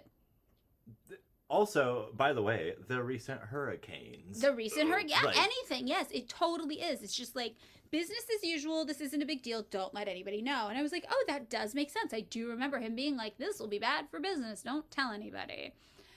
Okay, so another movie that was maybe the earliest example on this list of like a class-oriented horror movie that I have is Invasion of the Body Snatchers. I mean, that one's obvious. 1954. Or 79. Or 79. I'm going off the 54 one, but Yeah. they're pretty much the same plot. It's a movie about an alien invasion, but the aliens look just like normal people. Not even just like normal people, they look just like people you know. Mm-hmm. So this is where we get the term pod people, which is still used today. And basically the idea is that the aliens invade and I don't even remember how, but they end up becoming people you know. I feel like if I recall correctly, it's in a very Night of the Living Dead way. They just be like someone is just replaced. Yes, and you just start noticing things. Yeah, exactly. So a lot of people are like, this was in 1954. This was an allegory for McCarthyism. They were trying to hunt out the communists that live among us and look just like us. It's definitely a story about dehumanization, an attack on conformity. And it was when it came out somehow interpreted both as being anti-communism and anti-McCarthyism. It's funny, yeah, at the because same time. like, to me it would seem like, it is The Naked Communist or whatever that fucking book is from that time. Like, it would seem like you could watch that and there are sleeper cells of Marxist-Leninists in your Orange County suburb. Right. Kind of thing. But also, it's like, you're trying to, I don't know, like, it could be a critique of McCarthyism to be like, this is ridiculous. Like, they're not pod people walking amongst us who are inhuman and not actually your neighbors. But I feel like it's probably more likely one of those guys who thinks he's super smart and he's a centrist. Where he's like, I think both sides are bad. I think capitalism and communism are bad. And you're like, what do you think is good then, sir? I'm going to say... That would be my guess. My reading of that movie has always, like, you can watch it as fun, but you got to be, like, counter-hegemonic about it, because you're just like, I don't know, it does feel like that you are being replaced by pod people who act and seem perfectly normal, but it's evil somehow. Yeah. Like, Yeah. Right, like, that, like, it does feel sort of, like, you have to read it like, you have to, like, read it against the grain if you're gonna have fun with it, because if you just, like, read it straight, that's impossible to us now. Yeah. It's not 1954. Right. And I don't know what it's like to have my neighbor build a bomb shelter in his backyard. Right. So I was just like, I don't have, like, we don't have the right context to view it, but this is a movie people talk about when they talk about class, because they talk about it in regards to, like, Marxism and communism. And, like, the Marxists are so mad about the class and they're so angry about your normal middle class life and they want to take away your toothbrush in your house. Beware.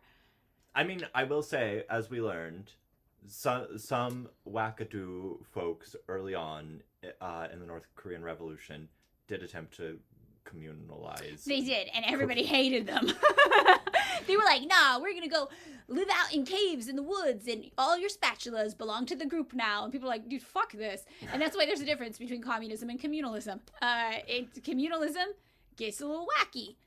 It gets a little wacky. If you have to give your spatula up for the greater good, I think we got some weird priorities going on. What if you are vegan, gluten-free, and I'm bad at doing dishes, and we have to share a fucking spatula? Well, that's why we have a big house meeting to talk about it with 16 other people, and there becomes a chore wheel that comes out of it that nobody pays attention to, and then we all end up getting evicted because we stopped paying rent and went on a rent strike. Or your landlord is like, I think you guys are dealing weed. And then everybody's gotta leave. Yep.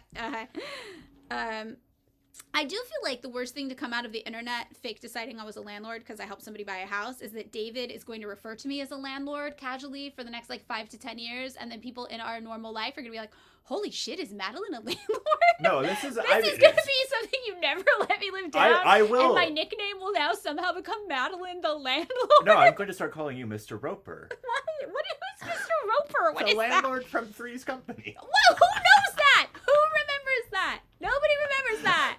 Nobody's gonna know you're joking, and not everybody's gonna think I'm a landlord. This is I was trying to explain to someone. I got the minor threat sheep thing tattooed, and I was trying to explain to someone. I was like, yeah, I didn't get it for the straight edge thing. I got it for the reverse racism thing. Did the joke land? No, they were like, what? Yeah, it's a real. You got to know your audience with that joke, I think. I'm just saying, you are Mr. Roper. Oh my god. Yeah. So the last movie I'm going to talk about is The Menu. And The Menu came out around the same time as Triangle of Sadness, which are both very distinctly anti-capitalist movies. But I would say Triangle of Sadness is not a horror movie, so we're not going to talk about it. The Menu, though, 2022, I think is a horror movie. You know what? I have not seen this movie. The number of people who have recapped it to me. Okay. You're going to get another recap. I got to recap it for anybody who hasn't seen it. All right. So it's a dark comedy, but it does have horror tones. There is some gore. There is some horror. And this movie is about a really fancy chef and his team in the kitchen who are used to serving ridiculously wealthy people. And they decide that they are going to do an epic group murder-suicide. They're going to go out with a bang, and they are going to invent a really special kind of fake dining experience that's so exclusive that only the super, super, super wealthy can afford it. Mm-hmm. And this is going to draw all these rich people to this isolated island where basically they end up being at the whims of the chef and the kitchen workers, who proceed to hold them accountable for all of their financial crimes and their ethical crimes and their moral crimes before systematically killing themselves and everybody on the island. However, their plan gets thrown off course because one of the wealthy guests, his girlfriend, who's also super, super rich, breaks up with him right before he's supposed to go. And he's like, well, I can't go alone. There's like these rules where like you can't just bring whoever, you have to RSVP in advance. So he hires a sex worker to pretend to be his girlfriend to come. Mm-hmm. And when they get to the restaurant, the staff immediately knows she's not a rich person. They can tell she's trying very hard to present like she's one of them, like to present like she's wealthy, but they can tell. They're like, you're one of us. You're not one of them. What the fuck is going on? So they kind of isolate her and they pull her aside and they're like, we know you're not one of them. Look, this is what's going down on this island, and you got to make a choice. Are you with us or are you with them? Mm-hmm. And she is like, I am one of you, basically, but I can't stand by and watch you torture people to death, no matter what your politics. Yeah. So I guess I'm with them. And they get so upset about this because they're like, you're clearly not fucking one of them, and these people have it coming. You just don't know them well enough to know that they have it coming. And that's kind of how the movie plays out. She's the audience stand-in, basically. And she is in this really tough position where she's like, well, they're doing these really fucked up things to murder all these rich people, but also, what the fuck do I care? Rich people have always been terrible to me. I literally have to sell my body to them to make a living. Like, I am victimized. So she kind of has a lot of empathy and sympathy for the restaurant staff, but like you could tell she doesn't want to be complicit in torture and murder. Mm-hmm. So yeah, basically the kitchen staff have to figure out what to do with her. She has to figure out how to survive the situation where everybody is destined to die on the island.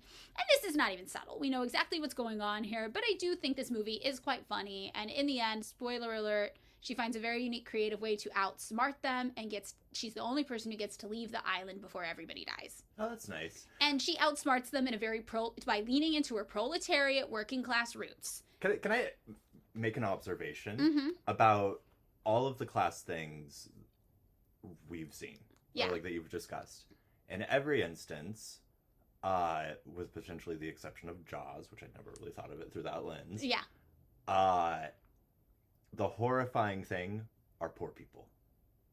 Like the source of the violence is in some manner like the revenge of poor people. So this is like, remember when I talked about how I think all horror movies fit into these categories? This would be like the fear of being held accountable. Yeah. So it's like, if you're a rich guy, what if the poor people you've been exploiting held you accountable for all the fucked up shit you've been doing? And I mean, I guess it's interesting to notice. Maybe the shark is a poor person in Jaws. Yeah.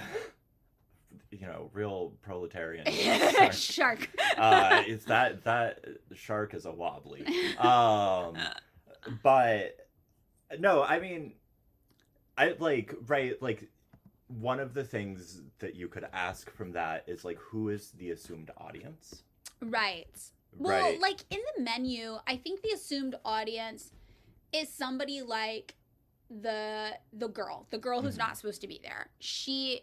The assumed audience, the average person, is somebody who's probably never really considered their class position, if they stop to think about it, they can agree that actually it is fucked up and they have been exploited, but they haven't put enough into it ideologically yet. Like, they haven't broken through their belief system enough to understand the nature of the day-to-day violence that the working class is forced to endure at the hands of the wealthy. It would also... So she doesn't have that class rage in her yet. She's just been in survival mode her whole life. She's never really stopped to think about it. So to me, she represents the average American worker, the average American proletariat who has not been exposed to these ideas yet and is just kind of doing what they need to do to survive. It's, I mean, right, like, that is sort of, like, the large condition of, like, the, like, American class system is that everyone is in one way or another disarticulated. Like, Yes. It's hard to, like, talk about a class in the way that, like, you know, 19th, like, what's his name, Boulder, like, the founder of the CPUSA, could have. Yeah. As, like, this giant motherfucking mass of industrial people. Right. And I think that's why it's interesting that when we're reading Susie Kim's book, they talk about adding the office worker and the cleric to the workers. Yeah, I guess it's just right. Like, when I was making the JD Vance comment about, like, oh, like, poor white trash racists who, that's why they vote for Trump. Yeah. Right, like, in the menu, it sounds like someone who is, like, by her very nature disarticulated. Yes. From any sort of, like, larger class structure. Yes. Like, her work is isolating and affective labor. Right. Right. Yeah, totally. So the last thing to talk about under class, and then we're going to wrap it up for this episode, and the last part of our Halloween horror series will come out next week. We're going to talk about class, how it relates to the teen slasher movie, which we touched on in a previous episode. Mm-hmm. So, in The Monstrous Years, Teen Slasher Films and the Family, Pat Gill states, teen slasher films both resolutely mock and yearn for the middle-class American dream, the promised comfort and contentment of a loving, supportive bourgeois family. Mm-hmm. And this is something we talked about when we were talking about class, and like, or not when we were talking about class, when we were talking about slasher movies, and you were also talking about how horror is like the discomfort between the normal and the safe, and like something that doesn't fit in with that, and that's like a part of the slasher movie. We pointed this out. The slashers never go to like a poor neighborhood and start killing poor people. They go to the picture perfect middle class neighborhood where everything seems to be like you've achieved the American dream, and they wreak horror upon it there. And usually, I mean, like, one of the ironic things, or like one of the sort of like intrinsic things of at least good slashers, I don't really like the genre, but right, like the Halloweens or whatever, is that it's not that they go to, they're produced by. They are produced by very often. That is true. And that's one we've talked about where I was like, I think things that are kind of the Texas Chainsaw Massacre model, where the kids stumble upon something, usually in the country, set apart from their comfortable middle class upbringing that they're used to, and then because they've intruded, they are killed. That, to me, is a different setup than the slasher movie, because the slasher movie, it is always on their home turf. Right? Yeah. It's on their playing field. And you're right. A lot of the murderers do come, this community produces them. It is the people who were bullied to death or lit on fire, like the kids in Nightmare on Elm Street did to Freddy Krueger. Or they're people who've been ostracized from the society, and they want to exact revenge upon the people with the perfect lives who told them they weren't worthy or good enough to be a part of that community. And I mean, you know, it does feel like... you know, civilization and its discontent style thing, like this, there is this irrational within the sort of like rational order of the suburban that is suppressed, and you can put that in class terms. You can talk about what is suppressed is like the actual labor it takes to produce and reproduce the suburban environment. Right. So, okay, we'll go. Okay. Yeah. So, and I do want to point out, not all slasher films have a villain that is produced by this. Sometimes we do have a villain who is apart from this world and like hates this world, and it is like a class struggle. So, in an article which I found hilariously titled, which is called "Why Aren't We Killing the Poor?" I feel like this was an Ed Kennedy's reference, maybe, to kill the poor. I'm not sure. Jonathan Swift. Yeah, that's it. Probably more. The Filmsmith blog, this is what it is, surmises that slasher films take place in middle-class, nice suburban neighborhoods because we're supposed to like the protagonist, saying we like new, clean things. And when we see our main galler guy in this setting, we connect it with, or we're supposed to anyway, or we connect with it, or we're supposed to anyway. Their life and surroundings may not accurately mirror our own reality, but we identify with a dream image of ourselves. We want that nice house. We want that new car. We want our lives to be nice and new like theirs. And the physical makeup of the film reflects these life fantasies most of us carry. If we watched a horror film about poor white trash encountering Freddy Krueger, it might be harder to connect the protagonists because we're wondering why they live in squalor, thanks to the American mythos of Horatio Alger and the pull yourself up by the bootstraps mantra. Poverty is usually portrayed on screens as either a strong character or a main element of the story. Poverty cannot just be taken for granted. It always has to explain itself, just like the poor in the United States do. But with these horror films, it's all about dichotomies. So you portray normalcy, upper middle class living, versus the nightmare. Mm-hmm. So I thought this was really interesting. It's just like a blog post somebody did, but I'm like, oh, this is like a really interesting way of thinking about it. It's like, in a lot of ways, poverty is already a nightmare. So there's nothing dichotomous about putting a serial killer or a slasher in an environment where people are already struggling. It's just like, oh, great, now we got to deal with this too. Yeah, I mean, I was thinking about it because it was like, as you were talking, I was like, why isn't, for example, Delicatessen considered a horror movie? Oh, I forgot about Delicatessen. Weirdly, the same guy who did Amelie, but... Yeah, I did like Delicatessen, if I remember right, and the setup is that there is a butcher shop where they are killing people and serving it to other people, but it's in a really poor community, right? Yeah. They can't afford meat. And, like, the entire community is, like, instrumentalized in a way where, like, the whole thing becomes, you know, a kind of, like, factory plus residence apartment kind of thing. And there's that, like, very surrealist, like, you know, visual setup to it that feels very Rube Goldberg Machine a lot of the time. What's Rube Goldberg Machine? You know, that where it's like the marble that hits a spoon and knocks the thing into a toaster and that kind of thing, right? Like the whole thing has that visual setup, but it doesn't read horror, even though it's visually, or like if you were there's literally people getting murdered and turned into meat and then fed to people. Yeah, but it doesn't read horror. It reads weirdly twee. Yeah, and like. It's because the whole thing visually has the aesthetics of something completely disordered, right? Like it feels like this very like out of control, like, you know, industrial machine thing setup, as opposed to the suburban setup that you're talking about with the slasher film, in which the irrational invades. Yes. There we go. That totally makes sense. I think another interesting thing to think about in this like just blog post from a random person that I found online, I was like, oh, I like some of these ideas and they might be good for us to really think about, is the bootstrap mentality. Oh, like the Horatio Alger thing. Yeah, like even if we don't think of ourselves as being the people in the movies, we are more likely to be sympathetic to them and identify with them. Yeah. Because it's like the temporarily embarrassed millionaire idea that most Americans side with things that are beneficial to the rich because they don't think of themselves as the poor. They think of themselves as temporarily embarrassed millionaires. Like one day they'll get there.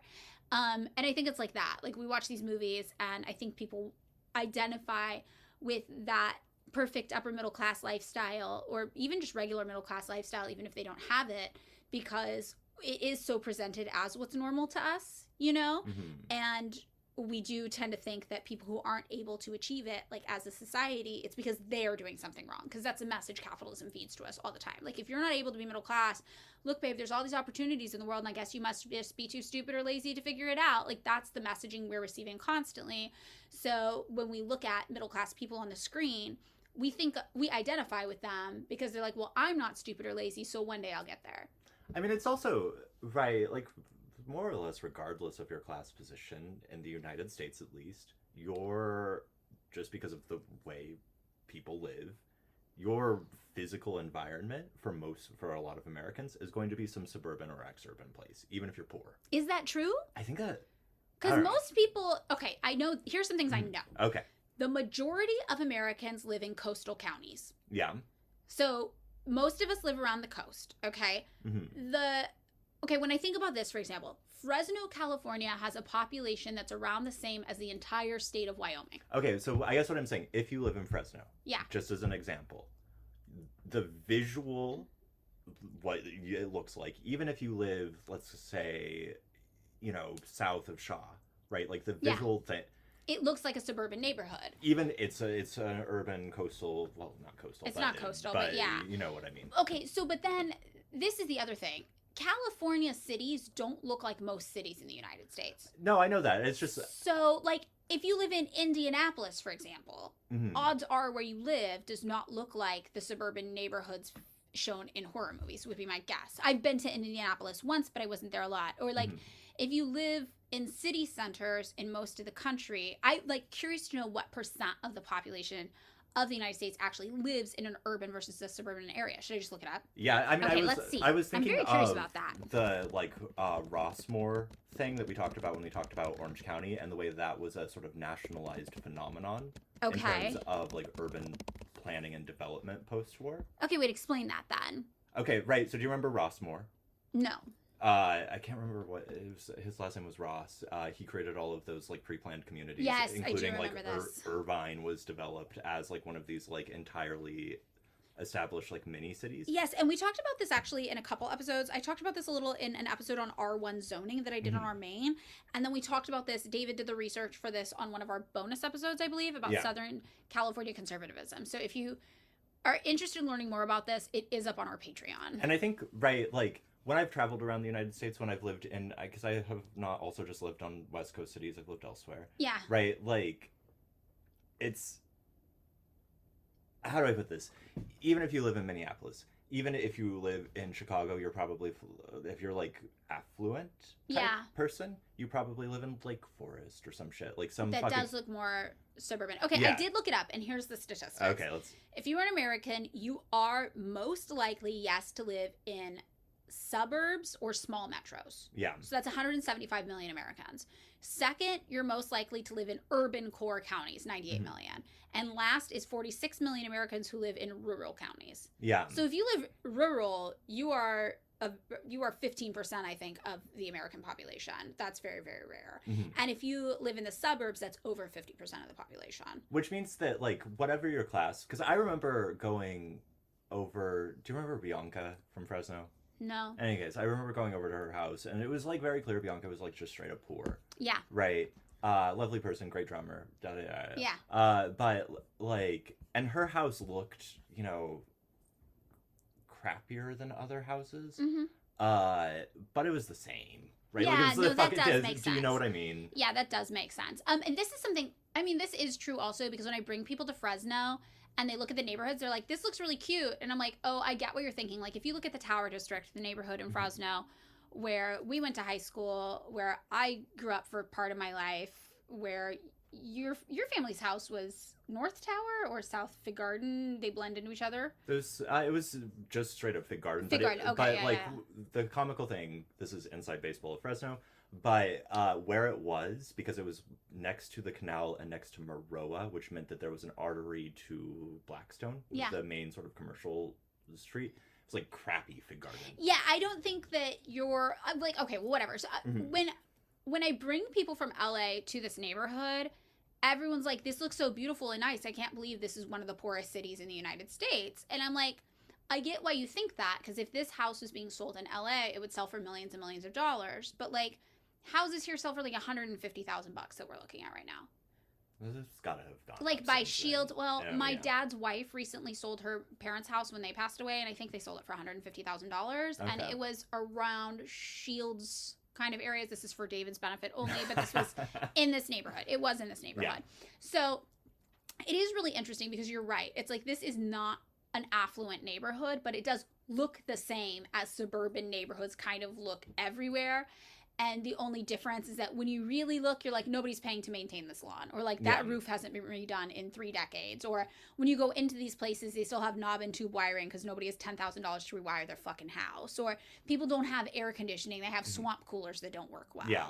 Like my mom's house that she bought in the Tower District, it's a really cute house. It's a very fucking cute house. But that house, I believe, cost like $89,000 when she bought it. You know what I mean? Yeah. So I get what you are saying. Yeah, it's like, even if you are not upper middle class, or, like, there were times when I lived in neighborhoods that looked like this, but my family was straight up fucking poor. You know, like my dad and I both lived with my grandma, and my grandma was renting that house.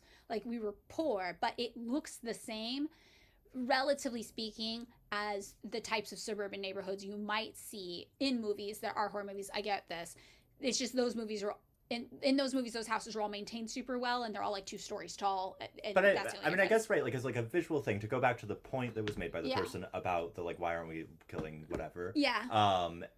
And right, like, the invasion of disorder into your neighborhood can be given like a sort of like universal appeal, even if you're like, oh, man, it's disordered as shit in here, because you don't live in like delicatessen crazy Rube Goldberg, or like that, or you're not even part of the 98 million people who live in something that feels more like a metropolitan city with tall buildings and more apartment living. No, I think that does make sense, and the statistics do, I think, support that. And so it's just like, even if you are, and like for Americans generally, right, there is that thing that we were talking about when we were sort of like transitioning to race, of like a disarticulated class position. Right. So what you see is this kind of like random contextless disorder invading the rational, planned, grid-like suburban structure. Yeah, totally. That does make sense. I think that totally makes sense. Yeah, so that is all I have for this week's episode about the politics of horror. Next week, we do have some stuff to talk about in terms of disability, and again, horror at home. We are going to talk about home invasion movies. I think it could be fun to talk about haunted houses, and also you wanted to talk about the supernatural and the sublime, maybe. Yeah, I wanted to, mostly I was thinking of the Three Mothers trilogy by Argento. Oh, okay. Because those are really fascinating. The less said about the third one, the better. Okay, I'm not familiar with what those movies are. That's Suspiria, Inferno, and I can't remember the name of the third one. I've seen Suspiria and Inferno, but I didn't realize they were part of like a Three Mothers trilogy. That's based off of a De Quincey thing. Oh, okay. But I think they're really interesting for the ways in which they tie together elements of feminist stuff, class stuff, and domesticity stuff in ways that are really fascinating. And by the way, I did jibber jabber enough to get us another episode. It happened. David delivered. Yeah. All right. Well, that's gonna be it. That's our third part of our series on the politics of horror. Join us next week for the rest. Love you all. Bye. Thanks so much for listening to another episode of Pick Me Up, I'm Scared. If you would like to join us over on Patreon, it is patreon.com/pickmeupimscared, and for $3 a month, you get access to at least 2 bonus episodes. If you don't want to give us your $3 a month, though, we totally understand, and we are just happy you're here.